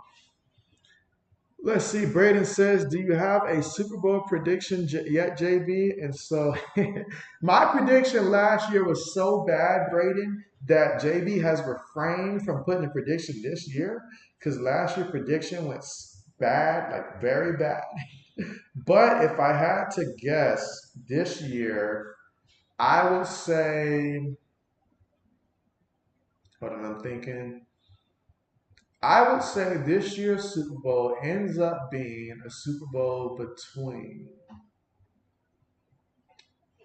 I will say in the NFC, it's going to sound crazy, but in the NFC, I'll say that the Cowboys get there in the NFC. Somehow they put it together and get there in the NFC. Right now, I got them as my third best team, but I feel like even though the Eagles will be better, it just comes down to them just winning that matchup against the Eagles head to head, and they match up better against the Eagles than anybody else. And so they ultimately win that game and get there. And I want to say that the Bengals get back there, but Joe Burrow's injury has me a little concerned there. So I'll play it safe and say Kansas City goes there. So that's what I would say. The Chiefs and the Cowboys. Let's see, Matt says, I usually think you always give a rookie 1 year to get comfortable. And so that used to be the case. That used to be the case. But now the NFL, whether you're a rookie player or a rookie coach, they don't give you too long to get comfortable. Let's see, you say Hurts and Allen struggled a bit even year one. And so, yeah, a lot of quarterbacks. Peyton Manning, the same thing, struggled in the first year. So usually it does take a little bit before it all comes together, but you got to show the team something. Got to show them something. And so hanging with Cheesehead, what's good with you? What's good with you? How are you doing? And let's see, Matt says Bills over Eagles. Okay. Braden says Coach Dante should be happy right now. I don't think Coach Dante is just, flipping tables and too excited. If I know Coach Dante, he's looking at the mistakes that he's seen from Houston. He's thinking about what he saw from C.J. Stroud. He's not too happy with what he probably saw there, or at least know that there's room for improvement. There has been some positive things like Tank Dell. He looks pretty good, but I'm sure that coach is not happy with that fumble that Houston had earlier in the first half. So there were some mistakes. The end of the turnovers, he's not happy about that. In a preseason game, he's not going to jump up and down over having the lead. I promise you that. So let's see. Matt says, I think they should have kept Stroud in a bit, but why are we watching? That's true. They should have kept him in a bit. They really should have. And so Ben, what's good with you? Ben says the Eagles are cursed. You say Super Bowl hangover is real. You say the Chiefs repeat 20-0 with a 30-0 shutout of the Cowboys. And so, hey, if that turns out to be the case, at least that means my Super Bowl prediction was on point and stuff like that, to say that it's going to be the Chiefs and the Cowboys. And you guys know that JB does not want to give the Cowboys a lot of credit. But I feel like it has to be now or never. If it doesn't happen now, it just won't ever happen. And looking at the NFC, it's just so wide open in the NFC to where I could see the team that matches up the best against the Eagles has the best shot to get there, and that's the Cowboys. They're just a good matchup for the Eagles when Dak is out there. But yeah, absolutely. I mean, the Chiefs running it back, I could see that. Not a Patriot fan inside of me. I don't want to see another team have a dynasty, like a 3 and 4 year or anything like that. But it's bound to happen eventually, and the Chiefs are definitely primed to do that. And let's see, hanging with Jesus says, where you got the let's see, my Packers ranked. And so for me personally, when it comes to the Green Bay Packers, I feel like we can expect Green Bay to be pretty similar from a record perspective from what we saw last year from the Packers. I know last year they had Aaron Rodgers, but I mean, Aaron Rodgers was not performing at the record that Aaron Rodgers was previously. And I feel like Jordan Love is not given everybody's assuming he's going to be bad, but I feel like Jordan Love, when you got weapons like Christian Watson, Romeo does take that next step, and they drafted a ton of tight ends to assist him offensively, not to mention the pieces that they've been putting together on defense. I just feel like this team's going to come out on a mission, and I can see them winning about 9 games, and I can see the Packers getting in, like squeezing in the playoffs or being very, very close and stuff like that. Kind of like where Pittsburgh was last year. I can see Green Bay being there. And then towards the end of the season, Green Bay's passing game starts to take it to another level once Jordan Love gets comfortable and stuff like that. So that's what I'm thinking is going to happen for the Green Bay Packers. So let's see, Matt says Texans 1 year out from complete rebuild. You say Eagles played great. Giants are my sleeper. I think the Giants are going to get put to sleep this year. I think last year they they did good last year. They did good last year, but I don't think that it's going to be like that division is going to have all those teams be good again. And so there you have it. Let's see. Black says you were high on the Packers all off season. You're an undercover Packers fan, and so prime example of what I mean, because all I've heard is Jordan Love can't do this because of what he's done in his small sample size. And so, from what I've seen so far in the past, when you have weapons like that in the NFL, it gives you a chance to succeed. You know, it gives you a chance and opportunity. So, it can either go right or it can either go wrong, one of the two. So, why not? It's not like they're in a division that's going to be extremely hard to compete in. It's not like they're in the AFC East or AFC West, so why not?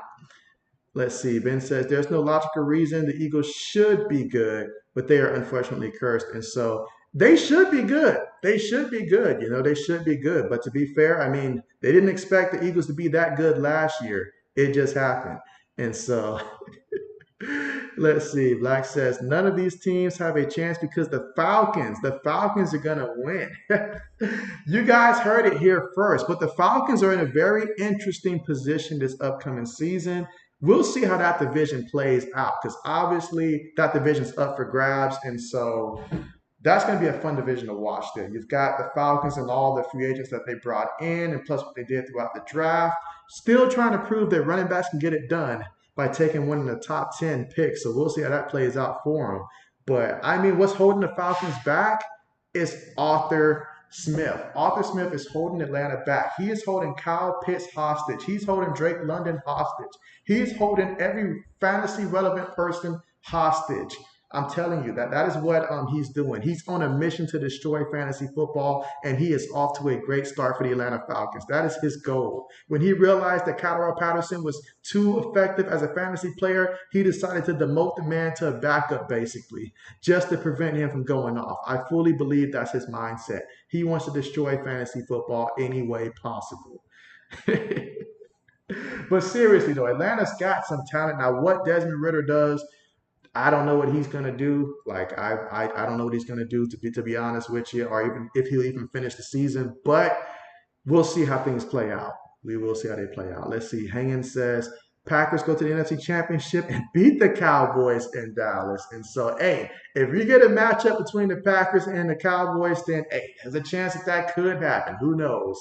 Who knows? But it'll be a fun division there. It will be a fun division. I know a lot of people are pretty high on Detroit. I think Detroit will be exciting because they'll put up a lot of points, but they'll also give up a lot of points. And they say defense wins championships for a reason. And so we'll see how it plays out. But one thing I know is that I can't wait till we get to the regular season and get some of these answers.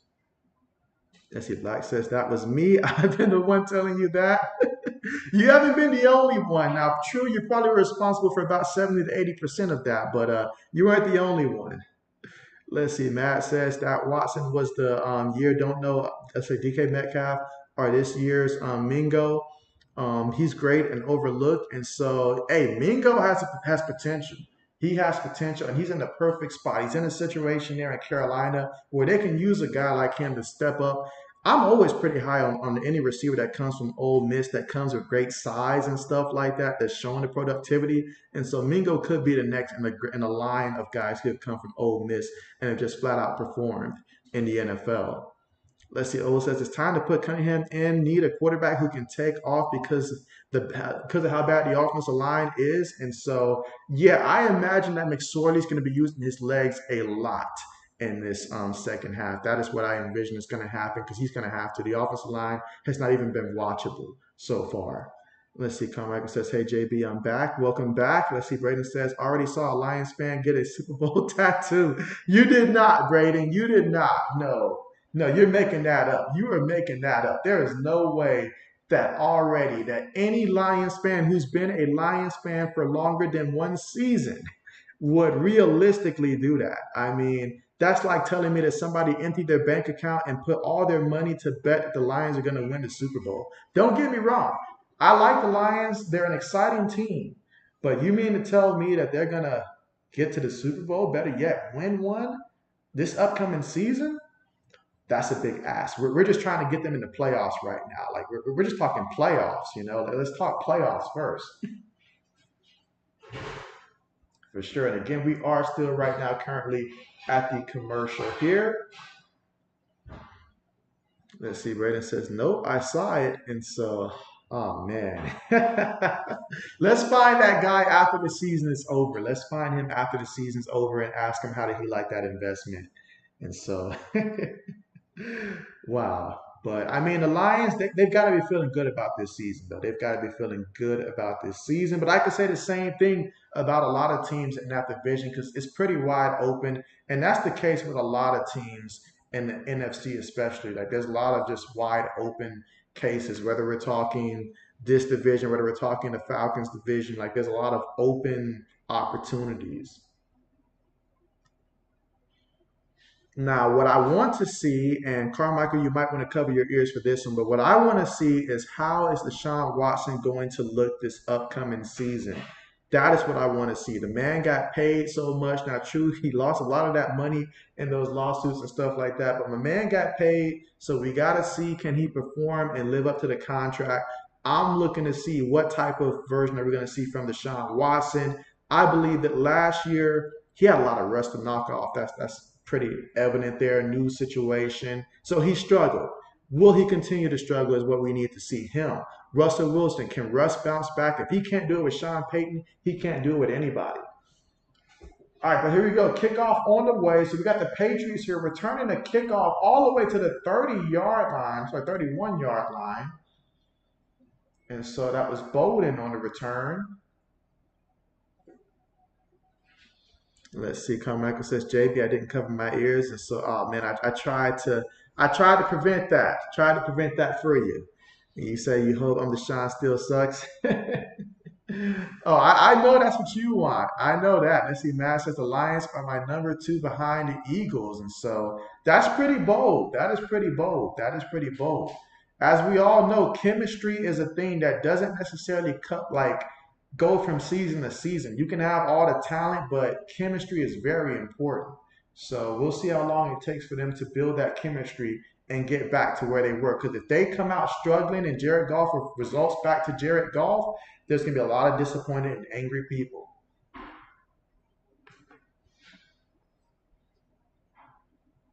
There are two things you never do: build your house on quicksand and believe that Jared Goff can consistently perform at a high level. But we'll see.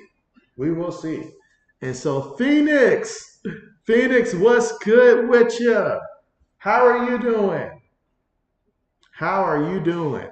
Let's see. Braden says you got the Bengals versus 49ers in your Super Bowl prediction. And so I really thought about the Bengals. I really did, but they've got me a little concerned with the whole Joe Burrow injury stuff. It's just never good to start off the season when everybody else is fresh and you're already recovering.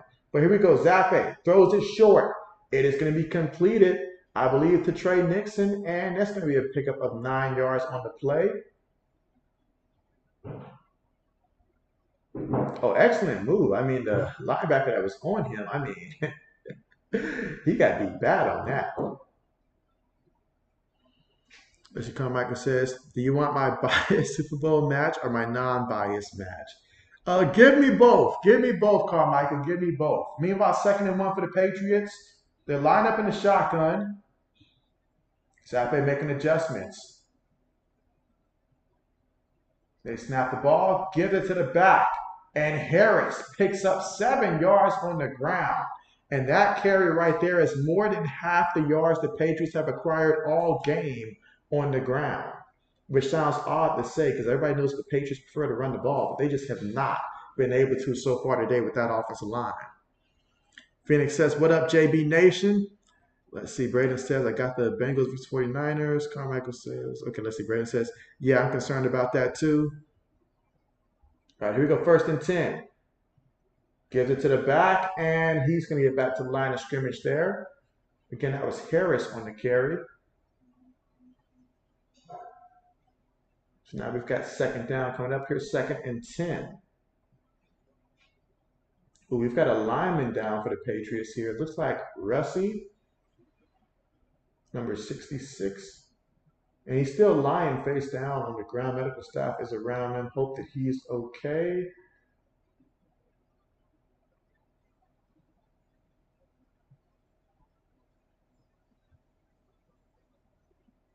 Again, this is the 3rd quarter here, but plenty of time to go in the 3rd with over 13 minutes to go. And we've just hit the commercial due to the injury on the play.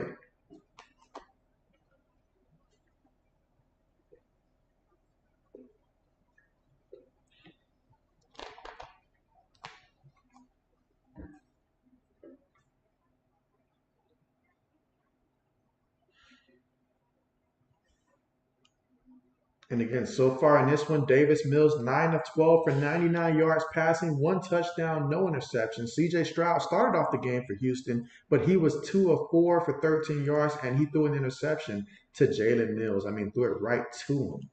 For the New England Patriots, it has so far been all Bailey Zappe so far all game long. And the Patriots so far, they say that they're in a quarterback competition. Now, how legitimate is this quarterback competition? Who knows? But they're taking a hard look at Bailey Zappe. No Mac Jones here today. And good thing because that offensive line has been just terrible. Just absolutely terrible. But Zappe, 11 of 13 for 76 yards passing. And he's been sacked twice.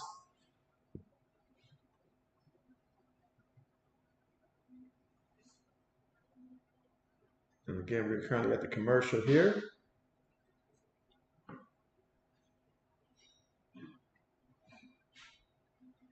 All right, let's see. Some of the other matchups later today after this game, we've got the Minnesota Vikings versus the Seattle Seahawks. And so that's definitely an interesting one there. Very curious behind Kirk Cousins, obviously how the backup quarterback situation look. Jordan Addison, get to see him for the first time. And a couple of the guys that Seattle have as well. You guys know Jackson Smith and Jigma. Yeah, that's going to be a fun one to watch there. So basically, Jordan Addison versus Jackson Smith and Jigma. That's what we have to look forward to after this game. And then tomorrow, we've got the Green Bay Packers and the Cincinnati Bengals will be squaring up against each other. That game will be, we'll be able to see that on the NFL Network. And so it comes on the same time this one came on. So that should be a fun one there. You've also got Atlanta versus Miami. So that should be fun as well. Pittsburgh versus Tampa Bay. Giants versus Detroit. Washington versus Cleveland. Denver versus Arizona. Those are the Friday matchups. 2nd and 10. Zappe quick pass and it's caught. And the receiver picked up about 2 yards on the play, but man, did he get hit. That was 3 yards on the play. And so Keyshawn Botte with the reception, okay. Kid from LSU. And so he was the guy that when we drafted him, I was really excited. And so I'm really hoping that he can find a way to make some plays to really show that he can contribute to this offense. Because if he can get going, that'd be great. 3rd and 7. So another 3rd and long situations. Can we finally convert one? And Zappe, he's going to try to run, and he ends up sliding. However, he will be short of the first down marker. But he did pick up 6 of the 7 yards needed. So 4th and 1 coming up from the Houston 44-yard line.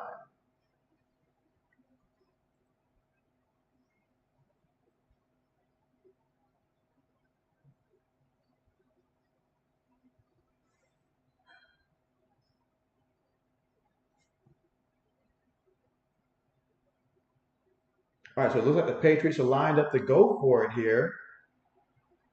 I'm not sure I agree with this call, honestly. I know it's preseason, but I feel like the offense hasn't shown me enough.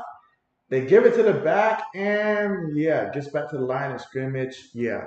Normally, I'm all for going for it, especially the preseason, but so far the offensive line has shown me that they've been taken to the barn house each and every time they line up to the man in front of them. They've been losing that matchup, and that was not going to change on 4th and 1. It's the preseason, so it's not like you're going to quarterback sneak it with a guy who could potentially be a starter allegedly. At least he's competing for the spot. So yeah, that play did not pan out at all. Offensive line has been a liability all game long.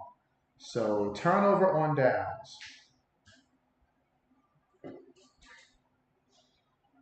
Well, this creates an opportunity here for Houston, who's already up 7-3. They've got Case Keenum in the game. Play fake, looking. Keenum throws it to the back at the backfield, and he's going to pick up a yard in the play. It's going to make it 2nd down coming up here, 2nd and 9 from the Houston 46-yard line.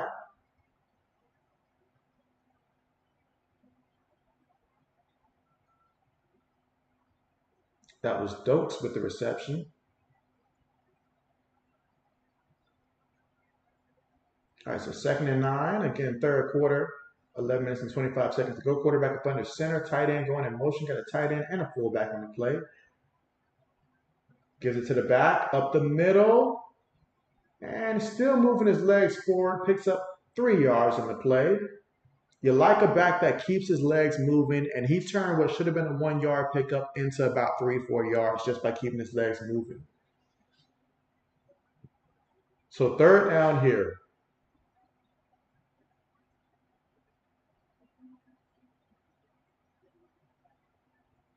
3rd and 6.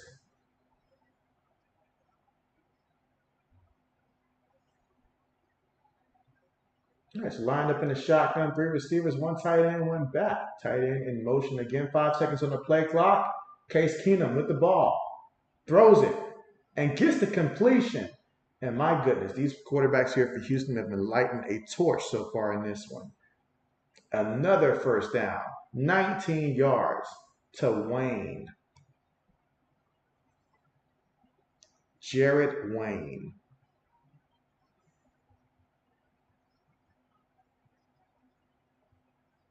Yeah, this is going to get Bill Belichick really, really pissed off here. I mean, he doesn't care what the offense does, but he cares about what the defense does. Receiver goes in motion, 2 tight ends, 2 receivers, 1 back. They toss it to the back. Now, there is a penalty. And let's see what they call here. Should be on the offense.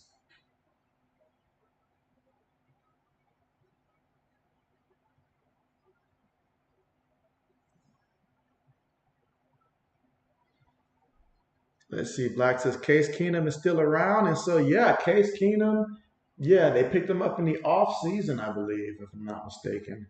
I'm trying to remember where he was at before. Was he not? I think was he not at Buffalo? Let's see. Matt says, spoiler, Keenum and little Mac better than Zappe. Not Baker. He is worse. And so I believe Case Keenum was the backup for Buffalo, if I'm not mistaken. Correct me if I'm wrong, Mike, but I believe that was the case. Let's see. Carmichael says, sorry, my biased prediction is the Steelers versus Lions. Non-biased is the Bills versus the Eagles. So your bias even impacted the NFC team as well? All right, here we go. 1st and 10. Keenum up under center. 4 seconds on the play clock. Keenum throws it outside, shoulders, makes the catch. All right, picked up about a good 6 yards on the play.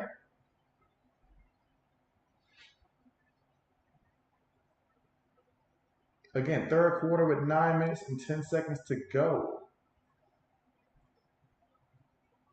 Gerard Mayo does not look happy right now on the sideline. He's looking as if he could run those routes and still get the same results. 2nd and 3. Play fake. Keenan on the bootleg, throws it, gets the completion. My goodness. I mean, what are we doing? What are we doing? Takes it to the 5-yard line, picked up 20 yards on the play. Keenan to Hutchinson. My goodness. Wow. Let's see, Carmichael says, JB, have you said who the biggest bust will be? And so the biggest bust, I'll go on a limb and say that the biggest bust is going to end up being, I may be wrong for this, but remember, Carmichael put me on the spot. It is going to end up being Anthony Richardson. I'll say Anthony Richardson. And so something, I mean, running wise, he'll be okay, but throwing the ball, which is what a quarterback does, serious concern about his pressure. When he's under pressure, his decision making, I'll throw Anthony Richardson out there as a potential option for a bust. He can be a big boom or he can be a bust, one of the two. Carmichael says, I hope Juju does do well on the pass. And so I appreciate that. I appreciate that. And let's see, Matt says, you're correct, JB. And so I appreciate that. Black says he called it. And so, oh, I know. 2nd and goal, gives it to the back, and the back is going to pick up about 3-4 yards, but just shy of the end zone here. And so Patriots defense has got to show that they have some want to. Let's see, Black says the guy sucks. And so Matt says, too expensive, so we got Kyle Allen. And so, okay, bet. That's right. I figured he was the backup last year. That's right. I think I picked him up in our fantasy league because I needed a backup quarterback. So I was like, let me just pick him up and hopefully never have to play him. Let's see. Carmichael says Sean Clifford is going to beat Jordan Love for the Packers starting quarterback. Meanwhile, they give it to the up back, and the up back, does he get in there? The referee says he does, and that's going to be a touchdown for Houston. 13 points right now. This may be more than what they scored all of last season. This is just embarrassing. But that time they gave it to the fullback, and it worked. Let's see. O says defense looked like they're giving up, and O-line is horrible. Yeah, I'm not seeing some good things right now, Ode. I'm not seeing good things at all. The only good thing I can say is that, hey, this is preseason, right? But it all starts with the offensive line, and then it just got contagious to everybody else. The defensive line started off with so much energy, too. So much energy. But after that, when the first unit came out, then it just got bad. All right, let's see. Houston here for the extra point. Kick is on the way. Kick is no good. It's just not meant to be. So he missed that kick. And yeah, let's see. That was Bates with the kick. So 13-3 is the score right now. Patriots down by 10 here in the third quarter with 7 minutes and 20 seconds to go.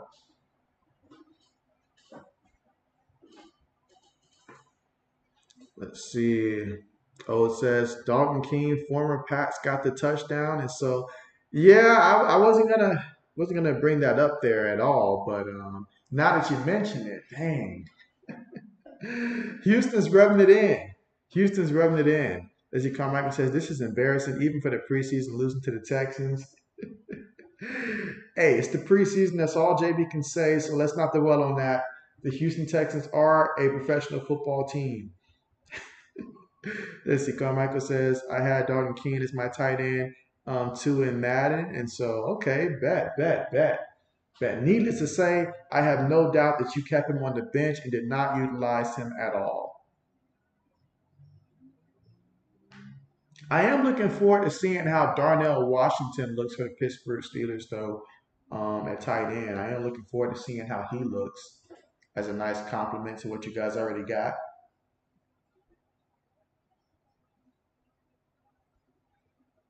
And again, we are at the commercial here. Still third quarter, 7 minutes and 20 seconds to go. However, Houston did put together an 8-play, 55-yard, 4 minutes and 38 seconds time of possession off the clock drive. And they are in full command right now, 13-3. And we'll look to see what the Patriots do here. Will they take out Zappe now and put in McSorley or someone else? We will see. One thing's for sure, they really are taking a hard look at Zappe, but it's tough. It's tough. That offensive line has not been helping, but he is 12 of 14 for 79 yards. No touchdowns, no interceptions. Let's see. You said Kendrick Green has been playing fullback. And so, okay, bet.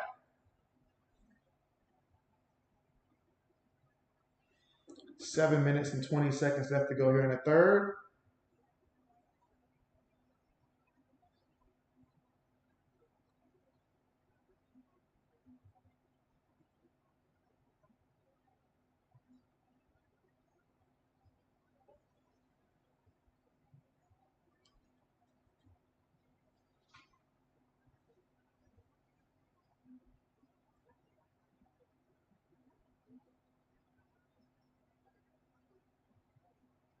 All right, so we got the kickoff unit here for Houston. Kick is on the way.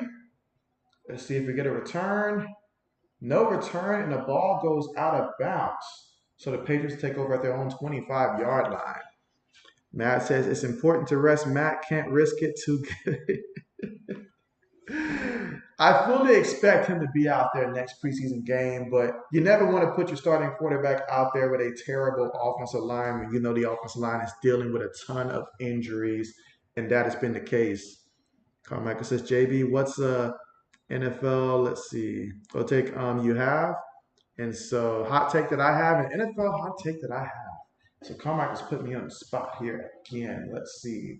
Well, first and foremost, Patriots are, let's see, from their own 25, and they give it to the back off the draw, and he's going to pick up 4 yards. That's Harris with the carry. He picks up 4 yards on the play, tackled by Davis. I would say, I think when it's all said and done, that this year's Brock Purdy or this year's quarterback that's a rookie that has the chance to come in and be somebody will be Aiden O'Connell for the Las Vegas Raiders. I feel like Aiden O'Connell is going to go in there and end up being the quarterback once Jimmy goes down. And I don't want to wish that on Jimmy. It's just Jimmy tends to go down. So there's a high probability that that does happen. And if he goes down, at some point, the Raiders will realize that Brian Hoyer is not the answer. And so they'll try out Aiden O'Connell. And since you got Adams and you got the pieces around you, he might can put it together for a decent season or something like that. So that would be my crazy thing, is that I think that there's a chance that that could happen. All right, let's see. 3rd and 6 for the Patriots. Again, here in the third quarter, 6 minutes and 42 seconds to go. McSorley in that pocket. Oh, he's brought down. Oh, man, I felt that. I felt that hit for him. So there is a penalty. Let's see what they call. My goodness, this is bad. This is bad. I can't help but think of all the linemen that we passed on. Let's see. Carmichael says Mack is as good as Mason Rudolph. I forgot about Mason Rudolph existing. Let's see. Illegal contact there and defensive holding on decline. Illegal contact. All this stuff working against him. Let's see. O says Tracy McSorley is playing now. And so, yes, and he's got to run. He's going to have to run.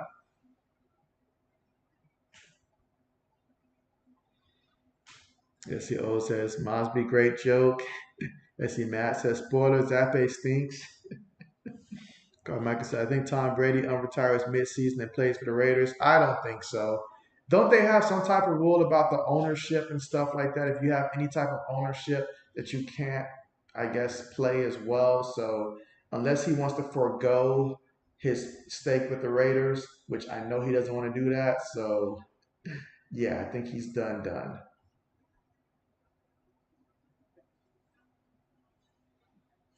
All right, so after the penalty gifting us with a first down, let's see what the Pats do here. Shotgun.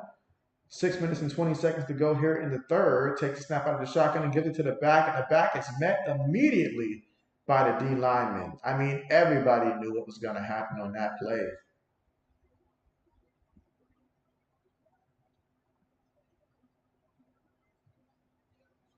So now we got 2nd and 10 coming up.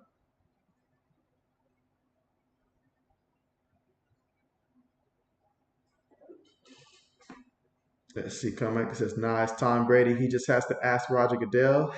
I don't think him and Goodell are that close. I mean, I can remember a certain suspension that can prove that they're not close. McSorley throws the ball, and it's going to be completed, taken out of bounds. I think he picked up about 4 yards on the play. And that was to, let's see, Butte with the catch. Balte. So we got 3rd and 6 coming up.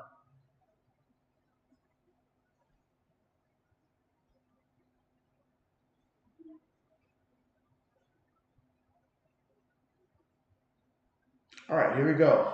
3rd and 6. Looking, moving out the way, feels the pressure, and he's going to run and tries to reach out for the first. Did he get there? Did he get there? Now, he picked up some yards, but I have no idea where they mark him out at.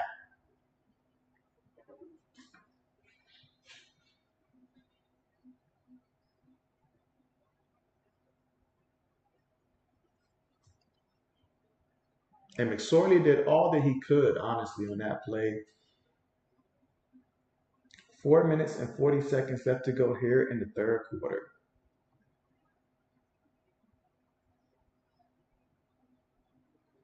All right, Patriots punt the ball. It turns out they marked them 3 yards shy. I thought that was an unfavorable spot, but okay. Texans will take over with the football.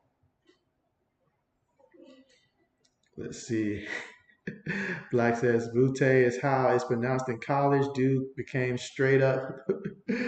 Well, what can you say? What can you say? He's fighting for a roster spot in which I think is an uphill battle right now for him to beat out Douglas and company for that spot.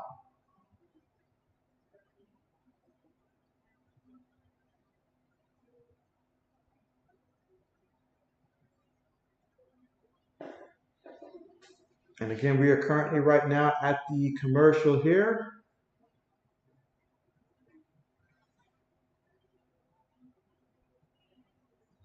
I tell you what, the Patriots have been able to really evaluate their punter in this game.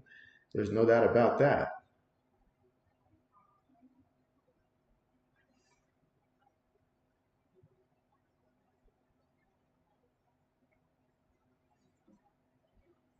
Let's see, Carmichael says McDonald Jones didn't play quarterback for the Pats tonight. Let's see, O says, I know it's preseason, but Texans' 2nd and 3rd string look like they're more together and playing like a team than New England's. And so, yeah, I mean, they're all bought into the culture. They understand their role. Yeah, I've noticed that too. Let's see, Matt says, they say Brady deflated balls, even though that makes it a lot harder to throw. And so, yeah, I don't think the public was looking for logic. They were looking for excuses to explain why he was doing what he was doing. So it didn't matter. I mean, at the end of the day, it's not his job to mess with the footballs and stuff like that. It's the equipment managers. That's their role, it's their assignment. And so it was on them. That's why they lost their jobs for it.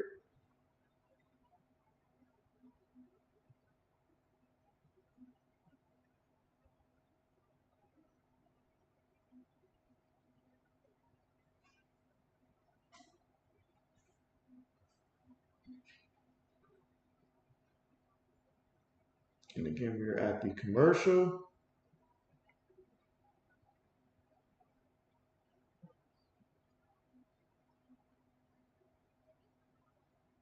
All right, so we have first down here for Houston. Again, they need 13-3.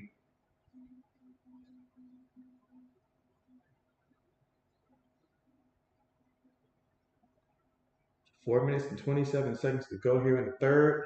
Houston's going to line up in a shotgun. Running back goes in motion. Mills throws it. Incomplete. Second down coming up. Carmichael says, my NFL hot take is that Jesse James caught that ball. Well, I mean, there's nothing that we can do at this point in time that's going to change history. And so, oh, let's see.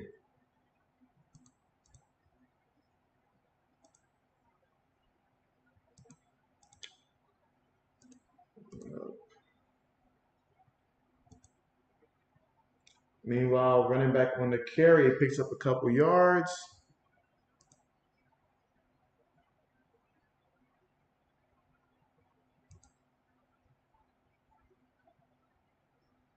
Let's see.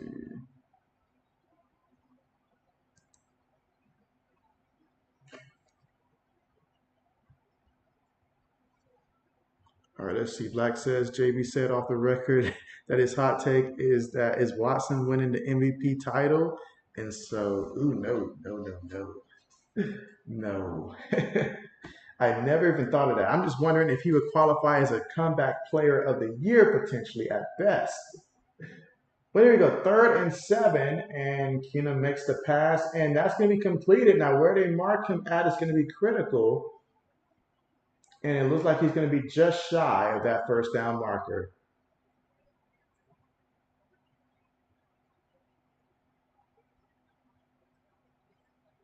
Again, 3 minutes and 20 seconds to go here in the third. Let's see. Carmichael says JB shouldn't have said it off record.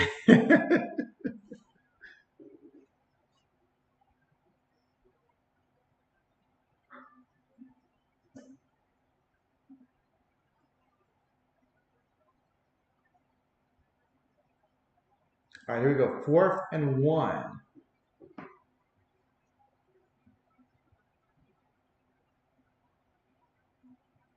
2 minutes and 45 seconds to go in the third. Punt's on the way. I see a penalty already, so that punt never gets off, but penalty already.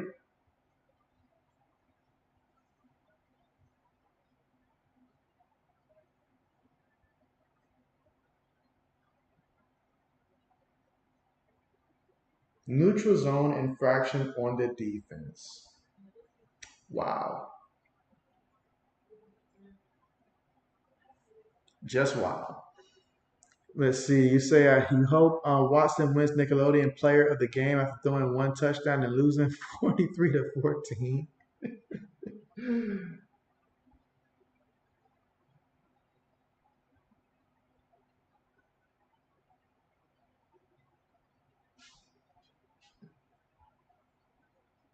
And Bill Belichick already working the referees for some reason. You need to be talking to your players like that.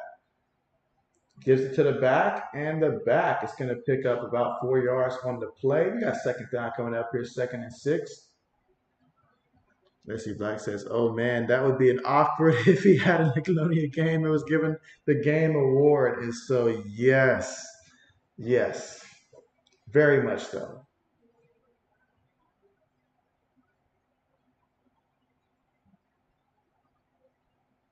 2nd and 6 coming up. Case Keenum up under center. Gives it to the running back who is met in the backfield but manages to get back to the line of scrimmage. And so that's going to bring up 3rd down here, 3rd and 6 coming up.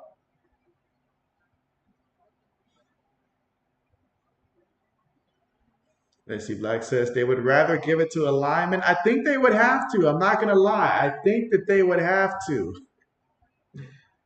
Certainly. And if he played on Thanksgiving, they would have to bring a lineman up instead. Like, oh man, like either that or Amari Cooper, someone else. Let's see. Oh, it says JB, I'm back. My phone died. And so, that's what happened. Because I seen like the bot come through and I was like, hey, where's Old at? He must have stepped away. Let's see. Carmichael says Watson is a very family friendly man. I don't know what you guys mean. And so, oh man, just hearing it come from Carmichael makes it feel a billion times worse. Meanwhile, they're checking a replay on what looks to have been a catch near the sideline. But anyways, 4th down's coming up. We got 4th and 6 coming up.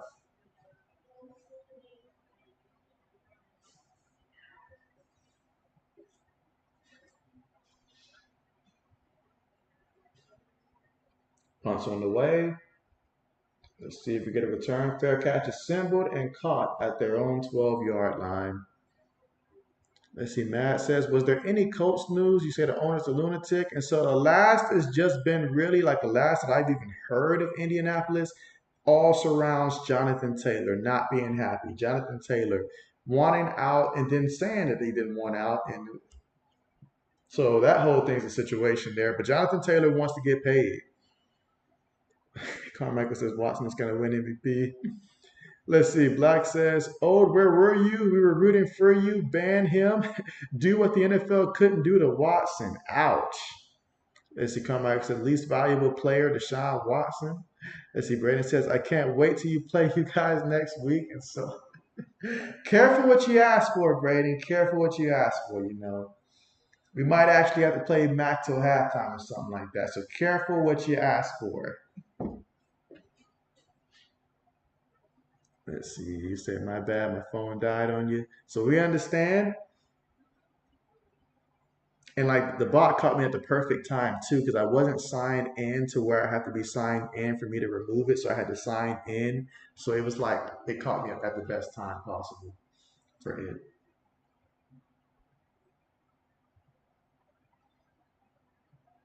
But late in the third quarter, so far it's been all Houston since the second quarter, honestly. And even then, in the first quarter, when the Patriots did get the interception, the offense did nothing. And so they had to settle for 3 points. And so this has been very discouraging. I know it's preseason. The offensive line looked terrible. I've seen no excitement. We've got running backs that are averaging less than a yard per carry. It's all bad, real bad. This is just terrible. And then the defense is catching on to the offense energy. They're tired. They're I don't know. They're not giving the effort. Now I did see some good things early on, but man, after that first quarter, nothing positive.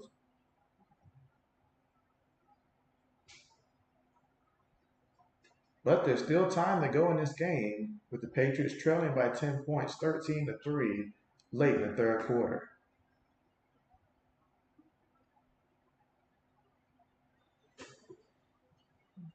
Let's see. Carmichael says Watson just wanted to run, just not in the right places for where he went. Shaking my head. Let's see. Oh, says I think Pats should have taken the field goal. New England would have only been down 7 instead of 10. Look at that. Oh, they're showing the replay. I got excited for a second. Got excited for a second, but it's just the replay. How can y'all do that to me? All right, here we go. 1st and 10. Patriots from their own 13. Play fake. Ooh, McSorley gets wrapped like a sandwich there. He's going to be McSore in the morning after that hit. Oh boy, he lost 8 yards on the play, and this offense is going backwards. Just completely going backwards. 2nd and 18.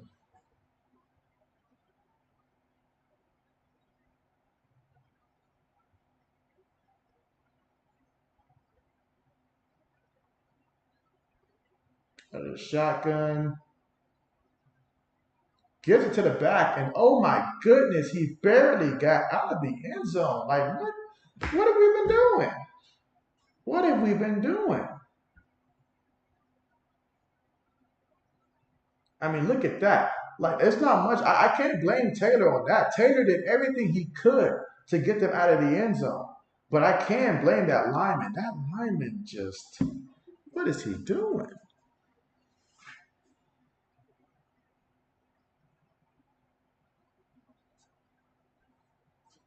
This is terrible. Let's see. Comeback says, I think we should ban any Browns fans that come through here. Oh, it says it seems like the Texans players want it more than the Pats players right now. So yeah, a lot of these guys are going to end up on the streets when this is done. Let's see. Comeback and says offensive line worse than the Texans. And so, man, this has been bad. This has been bad.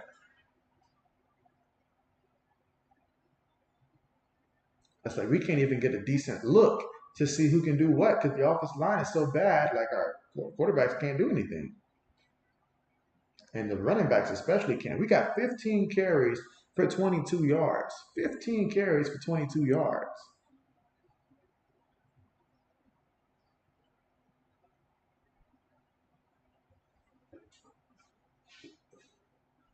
Oh, look at that. Miles Sanders found a way to get out of playing in the preseason game.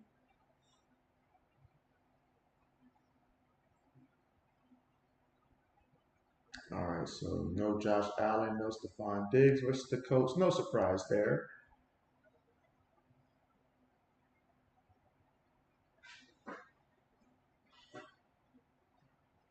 So we got the fourth quarter coming up, final quarter.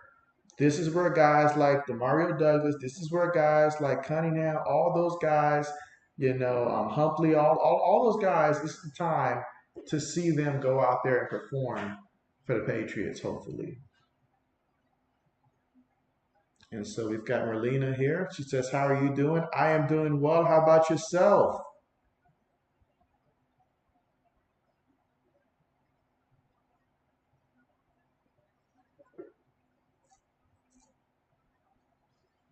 All right, so one quarter left.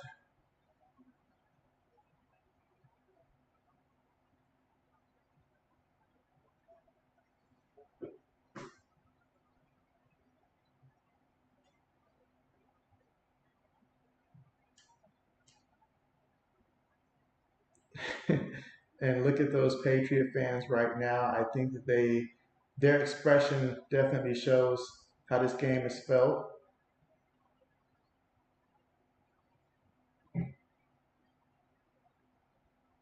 All right, so Patriots from deep within their own territory. They've got third and 22 from their own 1 yard line. This has just been terrible. Shotgun formation, defense expecting a run, but they're going to pass. McSorley throws it, and it's going to be incomplete. It was not a bad pass at all, but it's going to be incomplete. Fourth down coming up. I mean, he gave his guy a chance, and when it's third and forever from your own one, that's all you can ask for, a chance. McSorley's looking like he's never seen offensive line look so bad before.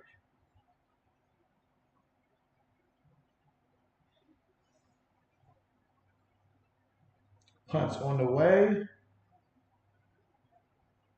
Catches it from the 45. Cuts up at the 40 and brought down at about the 41-yard line. Let's see. Matt says, "JB, I have missed you. Angry, what are you doing?" And so you said you missed me, what, being angry? And so, oh, when I said, "What are you doing?" And so, yeah, I'm saving a lot of that for the regular season. I'm pretty sure there's going to be a lot of those moments in the regular season. Hopefully, not too many come college football season, though. But regular season, I can tell there's going to be a lot of those moments. And so, Bill, there's a lot of pressure on Bill Belichick this year. He has got to find a way to get New England in the right direction. All right, let's see. They still have Keenum in the game. Play fake.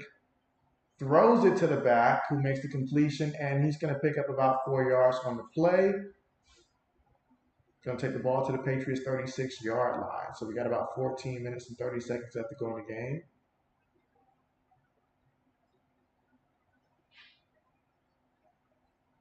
Looking forward to that matchup December 7th, Carmichael at the Steelers. Looking forward to that. I feel like this is going to be one of those things where every single week it's just going to be like, all right, we got this team. They're good. We got to go out there and play our best football. Otherwise, we don't have a chance. They give it to the back, and he's going to pick up about 2 yards on the play. Let's see, Carmichael says, "JB going to have 17 weeks of being mad at Bill." JB tries not to get mad at Bill. I feel like Bill's done so much that I can't just get mad at Bill.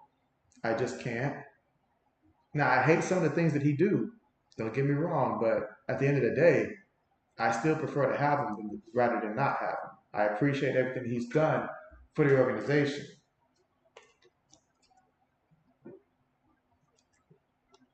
3rd and 4. And Keenum gets yet another completion. This time to Kemp for 11 yards.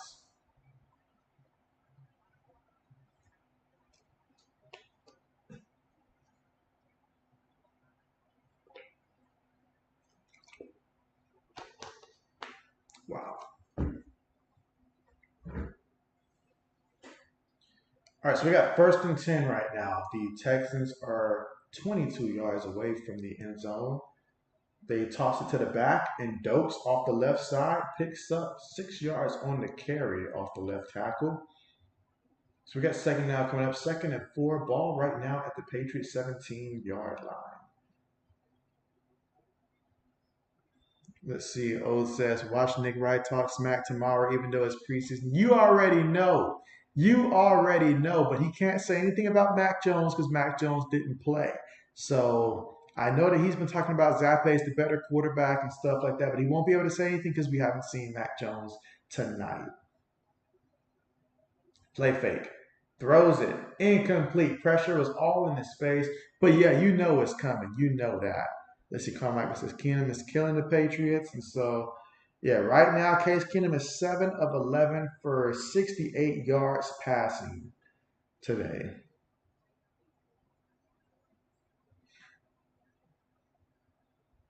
Yeah, I'm ready for the preseason to be over already. Just like that, JB's ready for the preseason to be over. It was nice. JB's past it now. I'm ready for the regular season. Give me the regular season. And so, Lions legend, what's good with you? What's good with you? Meanwhile, 3rd and 4, they toss it to the back, and Dokes picks up the 1st down, picks up 5 yards on the play. Let's see. Detroit Legend says, what did you miss? And so, well, I'll recap. So far, to start off the game, the Texans got the ball first. C.J. Stroud went out there and threw an interception on the opening drive, which led to the Patriots getting the first points of the game. They got the field goal. They were up 3-0. The ball was, they basically got the ball at like the 24-yard line of Houston, but did nothing offensively. Mac Jones did not play at all. Bailey Zappe started, and he played the entire first half and stuff like that. Right now, Tracy McSorley is the quarterback for the Patriots.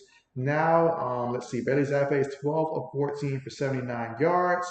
Davis Mills, he was 9 of 12 for 99 yards passing, 1 touchdown, no interceptions. Case Keenum, 7 of 11 for 68 yards. He's currently in there right now for Houston as Houston tries to expand upon their 13-3 lead right now. Pretty much Patriots offensive line, terrible the entire game. Defense, each quarter got worse and stuff like that. First quarter, they looked pretty good, but after the first quarter got worse and worse. And now they just look tired, like they want this to end, like it's a bad dream. And Houston's living the dream right now. They've never scored 13 points before in their life. So here we go. Gets another completion there for about 5 yards. Case Keenum to Johnson. Sean Wade on the tackle. To another 3rd down coming up. So far in this drive, 8 plays, 35 yards, 4 minutes and 13 seconds in terms of time of possession off the clock.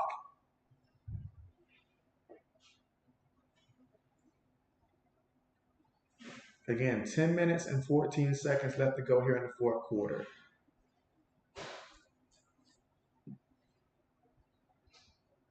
All right, so on 3rd and 3, they're going to go ahead and go 5 wide here. Takes the snap. Defense tries to bring pressure. They throw it, and it's incomplete. The ball just bounced off of Jalen Camp's fingers. He might have jammed his finger on the play because it just bounced right off his finger. So that's going to bring up 4th down here for the Houston Texans. Yeah, that ball was there. He fired it in there, but the ball was there. Let's see. Ola says, this is crazy. Pat's defense looks defeated. By the way, don't blame them how bad the offense has played this whole game. And so, yeah, absolutely. But at the same time, you want your job out there, so you better find some extra motivation if you want a job and a role on this team. Here we go, 4th and 3, out of the shotgun. Case Keenum, bootlegging, throws it, and another touchdown for the Houston Texans. Another touchdown for the Houston Texans. This time to Batchman. Oh man, this is bad. Oh man, this is starting to give me the Urban Meyer. I gotta put my head down and just fake the migraine syndrome and stuff like he used to do all the time, whether it was Ohio State or wherever, when things wasn't going his way. Oh man, this is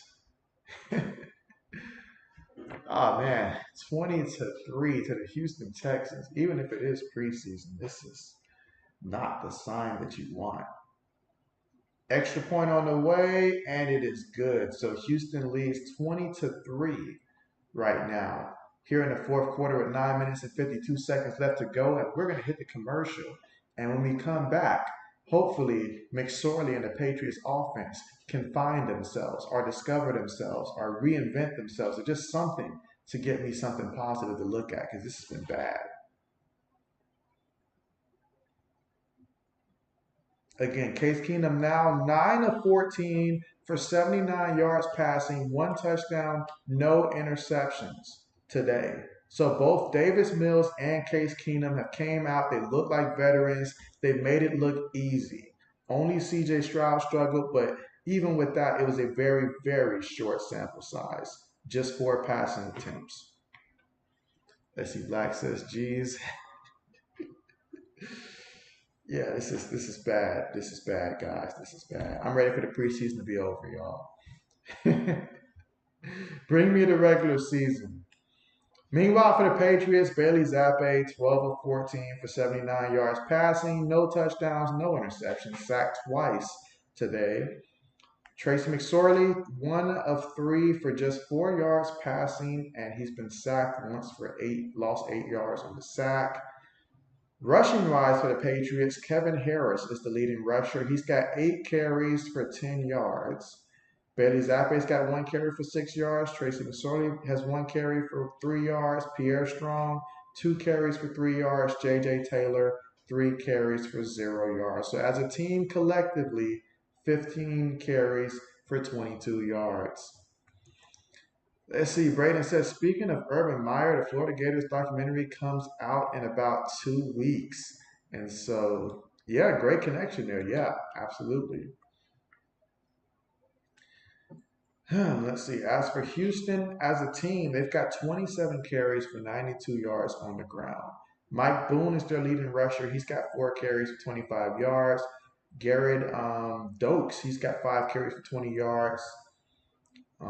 Let's see, Dare Ogun, I'm not going to say his full name, but he's got 5 carries for 10 yards. Devin Singletary, 5 carries for 14 yards. And Valladay, he's got 4 carries for 8 yards as well. Even Dalton Keene has a carry and a touchdown in this one. That's right, the former Patriot tight end. You heard that right. He has a rushing touchdown with the Houston Texans. That's just how bad things have been. Receiving wise, Tank Dell, 5 catches for 65 yards, including a receiving touchdown. Kickoff on the way. And Patriots are going to go ahead and take a knee on this one and take over from their own 25-yard line as they trail 20-3. I'm surprised Coach Dante hasn't came through just to rub it in.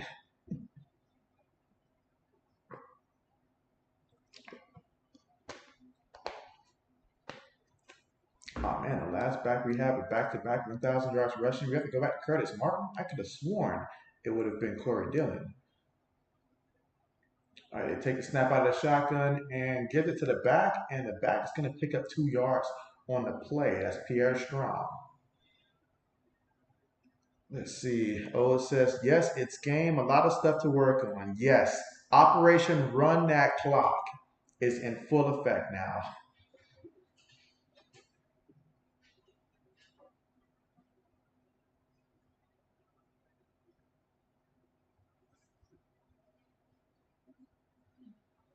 All right, let's see. Takes the snap. It's going to run with it. Gets tripped up, but did pick up 7 yards on the play. And that's Malik Cunningham. Okay, that gives me a little bit of energy there. Malik Cunningham in there at quarterback. The rookie. who we've played pretty much at receiver and quarterback throughout camp. Really rooting for this kid. So I like it. 3rd and 1. He said, nah, I want Coach Stream and told him congrats on the win. He said thanks for this preseason. And so bet. Let's see. Braden says JB already missing Matt Patricia's offense quarter. JB did not say that. JB has said a lot of things tonight, but JB did not say that. Let's see, but that's a 1st down carry, strong 5 yards there. First downs have been extremely rare tonight, so I will take that. Best believe that. O said, let's go Cunningham in. I know, right? This gives me some new energy. Forget the score and stuff like that. I just want to see what he looks like here. So here we go. 1st and 10 from their own 39-yard line. Cunningham up under center. One back in the backfield. Play fake. Cunningham. Guys in front of him. He throws it. Gets the completion for the toughest 2-yard completion you'll ever see. And so that's Thyrick Pitts with the catch. Interesting name. 2nd down coming up. Again, 7 minutes and 50 seconds to go.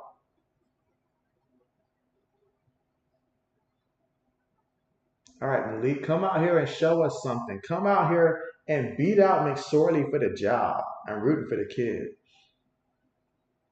All right, they're going to go 5 wide here.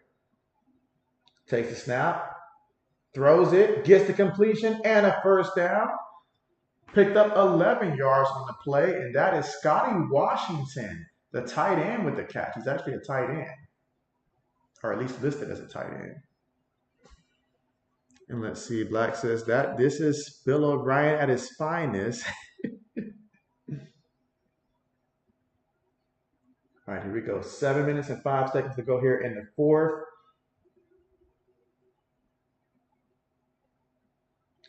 And look at that. Cunningham kept the ball before going out of bounds. And so look at that. I mean, my man's got some explosiveness to him.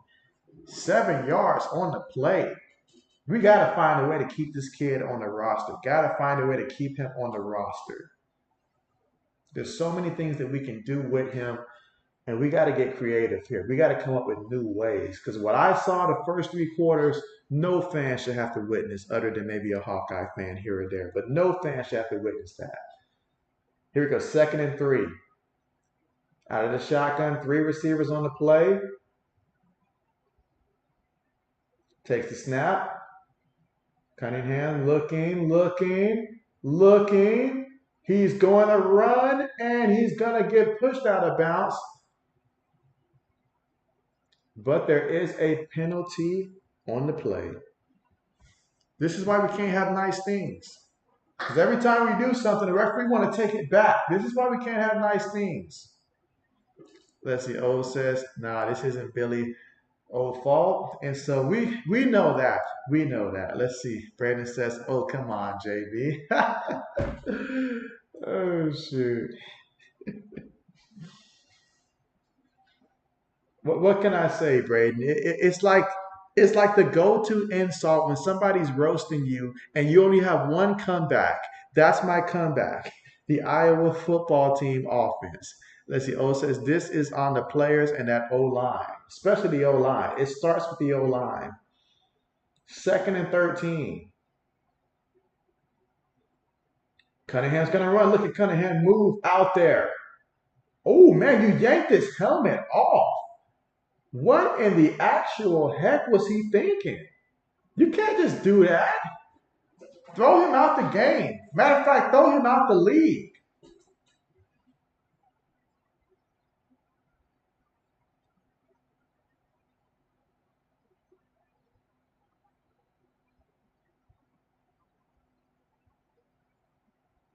Yeah, don't do that. The kid out here trying to perform and give us some type of life here. But, man, you yanked my man head all the way back.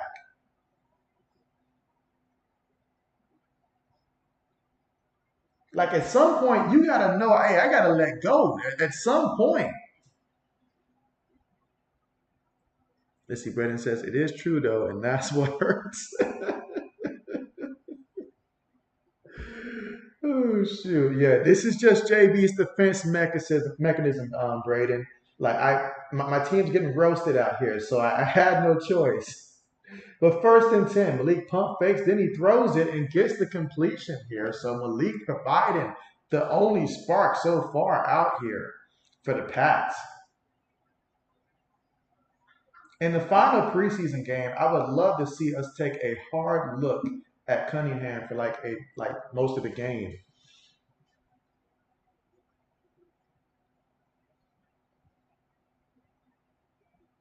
All right, here we go. 2nd and 5. Tight end goes in motion. Gives it to the back, and the back is going to pick up 3 yards on the play. It's going to make it 3rd and short. 4 minutes and 30 seconds left to go here in the 4th quarter. And again, in preseason, they're not too concerned about the score. What they need to see is this offense go down there and put it in the end zone. That's all they care about right now.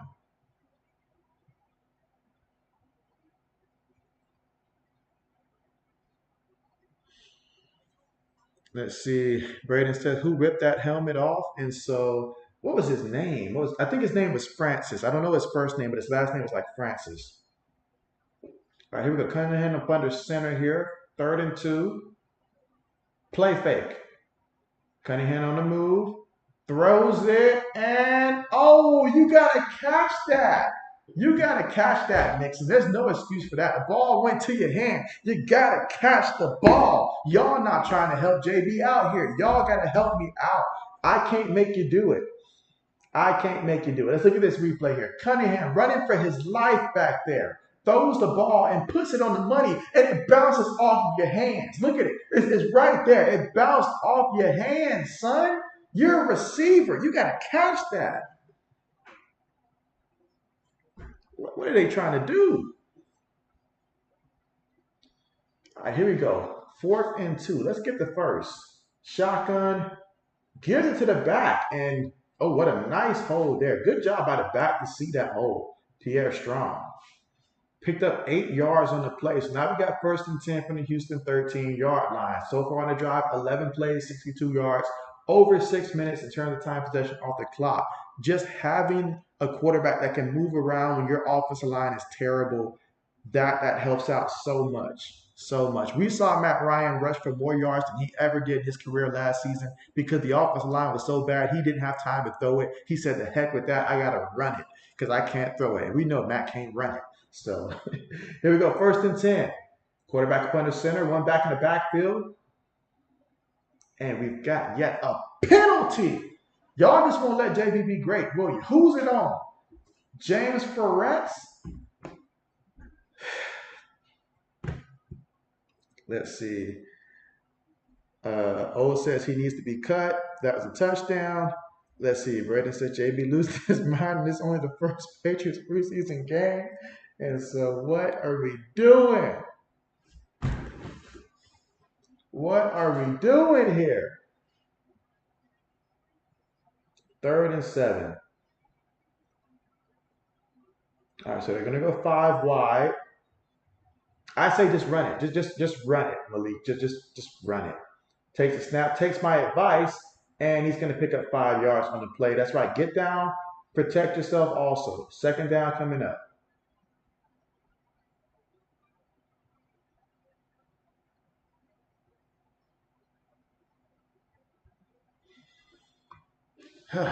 Second down coming up. 2nd and 10. I feel like we really need to get in the end zone here. Obviously I know we need to, but we really need to get in the end zone. All right, out of the shotgun, 3 receivers, 1 tight end, 1 back. Takes a snap, gives it to the back, and the back is going to pick up about 4 or 5 yards on the play. So it's going to make it 3rd down coming up here, 3rd and 6. Ball at the Houston 9-yard line. And on this drive, 13 plays, 66 yards, 7 minutes and 46 seconds in terms of time of possession off the clock. One would think that we were purposely trying to run out this clock, which we really are just trying to move the ball. Up there is a Houston Texans player that's currently down right now. So that is going to be a timeout called unofficially.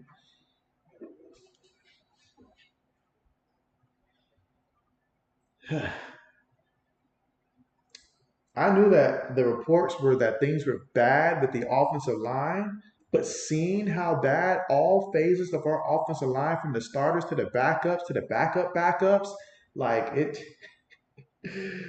whew, the fact that Bill didn't jump in the first round, second round, third round at some of these linemen that were in the draft, and he know we looking like this, that's what concerns me. I'm not concerned too much about the quarterback play, the receivers. They are what they are. It's the offensive line. It starts with them. And right now, I don't see how all these so-called experts are saying how good the offensive line is. And I get it. There's been quite a few injuries. We're thin on the offensive line, but it's not looking good. JB walks away from this preseason game with a lot more questions than answers now after seeing this. And unfortunately, the answers that I do have, I don't like. So not good. But it is preseason, so you never want to overreact. You want to keep it middle of the road. Not too high, not too low. Because if preseason told the story, then we would think that Baltimore would win the Super Bowl every single year since they're always winning preseason games. But that's not the case.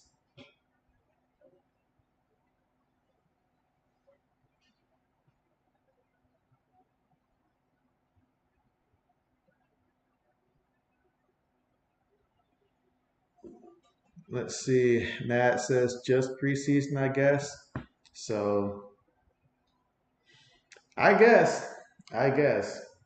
I tell you what though, when we have the when it's time for the second preseason game and we go like our starters in the first half, if I come away from that feeling the same way that I feel right now, I'm gonna be highly concerned at that point. I'll be highly concerned at that point. All right, well, we're getting ready to return back to the action here. I was about to say, why is everybody dressed up in Packers? They're showing the Packers stuff. Okay, I was like, why is everybody wearing the Packers color out there? I'm confused.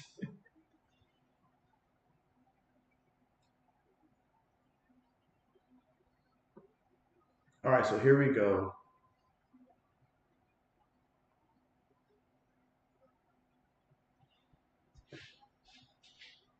And at least Bill's already in full season mode of trying to work the referees. But 3rd and 6 here, coming back from the 2-minute warning. Let's see. Braden says, who's our best offensive lineman? Our best offensive lineman has to be I believe our center, David Andrews, I think is the best offensive lineman that we have on the team. Our center, David Andrews. Because after David Andrews, I'm not sold on Trent Brown. I know Trent Brown has had success with us in the past. I know I didn't like what I saw last year. So it's David Andrews up the middle, definitely. All right, let's see. Matt said, only you really know how many starters were out there. And so, Matt, I don't know for the offensive line, honestly, who all were starters and stuff like that. We didn't have our starting quarterback, obviously, Mac Jones. We didn't have our starting running back, Ramondre Stevenson, and stuff like that. I don't know how much of Devontae Parker, if he even played out there or not. I didn't get to notice him. I was so busy looking at the offensive line. So I don't know if Devontae Parker was out there. I didn't see Juju out there. So in terms of actual starters, I didn't even see Hunter Henry and stuff like that, or Gazeki out there. I know they were dressed up. I just didn't notice them. I didn't notice them. So now that you mentioned it, I didn't notice any of those starters pretty much out there. And the offensive line, I wouldn't be able to tell the difference from one and the other out there. What JB saw was a bunch of confusion, is what JB saw. Let's see, Matt says, take your no dive. We got Vikings game left, JB. And so, man, the Vikings game, man. Let's see. Oh, it says New England only had at most 10 starters the whole game, and so that is something to point out as well and stuff like that. I didn't even think about that from like the skill position and stuff because the offensive line was just so bad. Like it was just so bad. And so Matt says, was Kazicki? I did not see Kazicki out there. I did not see Kazicki out there. Him or Henry. I did not see either of them out there at tight end. So those are two guys that we would normally have. But the offensive line was just that's what got my attention.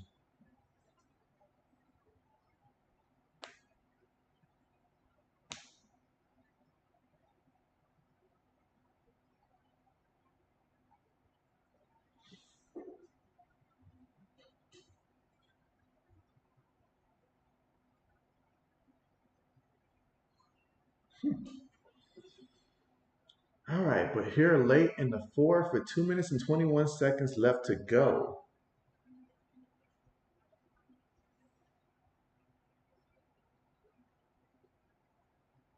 But yeah, so this seemed like the kind of game where they really was focusing on the second unit offensively. So yeah, so basically starters were basically not playing for the Patriots offensively. So that makes me feel a little bit better. Here we go, 3rd and 6. Cunningham looking on the run. Oh, nice move. And he's going to get into the end zone for a touchdown. So how about that? Nice scramble run. And the fans are jumping out of their seats right now. This is the only reason why Patriot fans will not be asking for a refund after this game.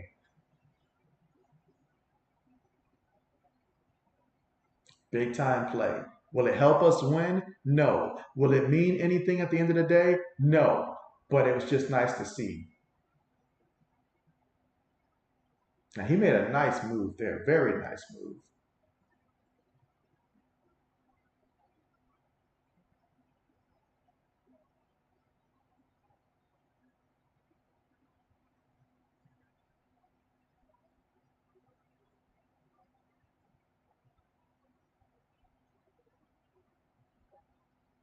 All right, Bill O'Brien, you don't have to be extreme and stuff like that. Your man just scored, all right? You ain't got to be extreme.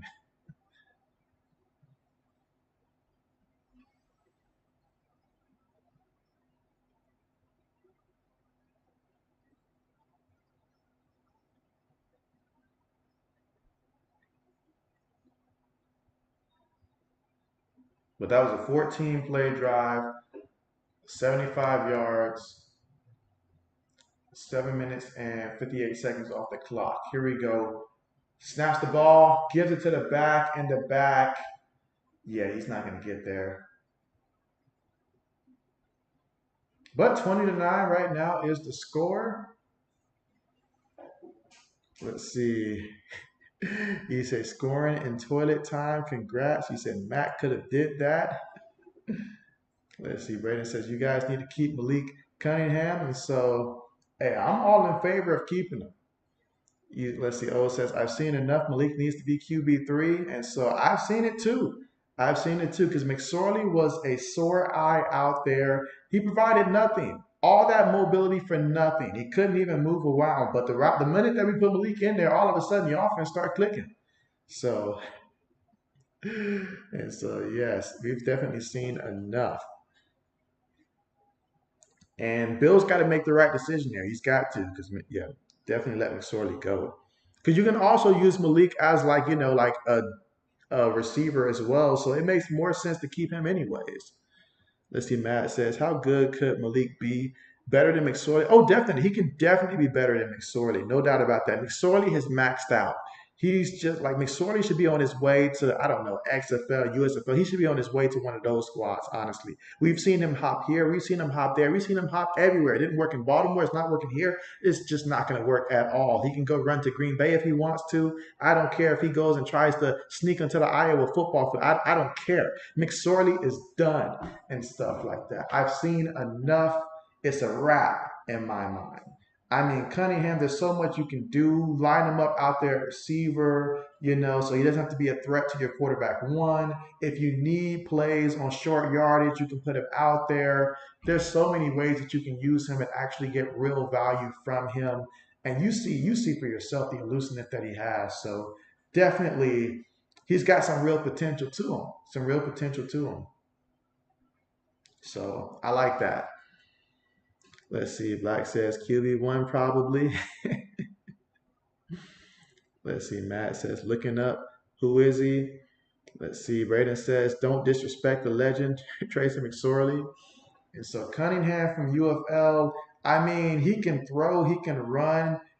I mean, I always considered him back in college to be like a poor man's like Lamar Jackson. I do say a poor man's version of Lamar Jackson and stuff like that because he's got the speed, he's got the elusiveness, and he can throw. He's underrated, an underrated thrower. He's just a baller, and you need guys like that.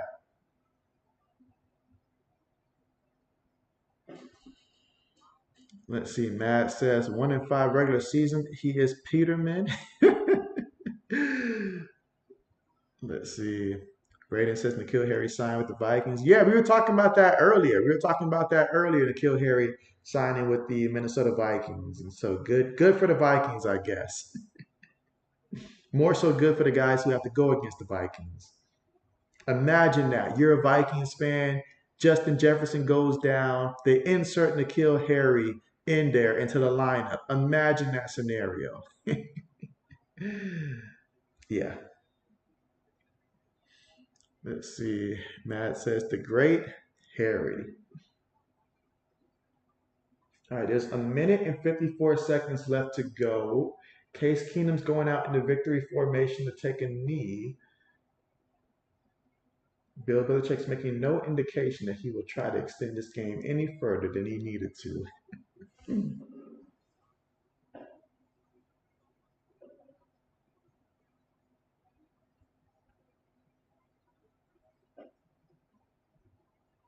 So as they run out the clock,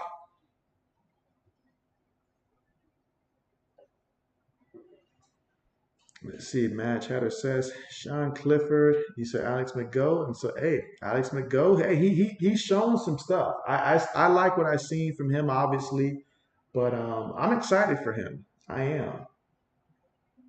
I feel like he's matured, and a lot of times these younger quarterbacks don't get the time to mature. But Alex looks like he matured. Now, obviously, USFL versus NFL, a little difference there, but I'm excited for him. Let's see. Braden says, "Oh no, he's going to two NFC North teams. We could be next." I can see it, Braden. I can see it. He can be part of the big three out there. I can see it. All right, they'll take one more knee for good measures, and so that's going to go ahead and do it. And the final score is the Houston Texans win 20-9 over the Patriots. Let's see. You say McGo could be a good emergency three at worst, and so I agree. I agree. I agree. Let him just stay around, keep maturing. But I like what I saw. I certainly don't want him to hit the open market and end up going to a team that actually keeps him, and he ends up being good for them. Let's see. Oh, it says, yeah, Cunningham should be quarterback two and then quarterback three. Yeah, quarterback three. I'm sorry, quarterback three, then quarterback two. Start off at quarterback three this year, and once he earns it for QB2 at some point, then yeah. Braden says, good night, JB, and great stream. And so I appreciate that. Yeah, and good night to you. Yeah, JB is a bit tired from work. And so JB is going to go ahead and call it. But I appreciate you guys for coming through, and I'll look to set up another stream. It might be tomorrow. It just depends on, I guess, how things look tomorrow for me. It could be tomorrow. It could be Saturday. So I might at least do one more, possibly even two more over the next couple of days in terms of streams. So definitely be on the lookout for that. But thank you guys so much for coming through. And yeah, you guys take care. Let's see. Matt says Cunningham got to sleep good tonight, not bad. Let's see. O says great stream. JB wish the Pats would have put up a better fight. I wish so too. I really wish that they would have as well. It would have been nice. But appreciate you for coming through. Let's see. Matt says catch your next stream. Good day at work. Appreciate that. You say show is fire. Thank you so much. And yes, I'll be looking forward to the next stream. Absolutely. But you guys take care. I might go ahead and try to set that up sometime soon. Let me take a look real quick before I get off and see what's tomorrow, Friday. So, all right, yeah, I think I can get in a Friday stream tomorrow. So I'll go ahead and set up the stream for the Packers and Cincinnati Bengals tomorrow. So I'll set that up for tomorrow. So yeah, looking forward to seeing you guys hopefully then.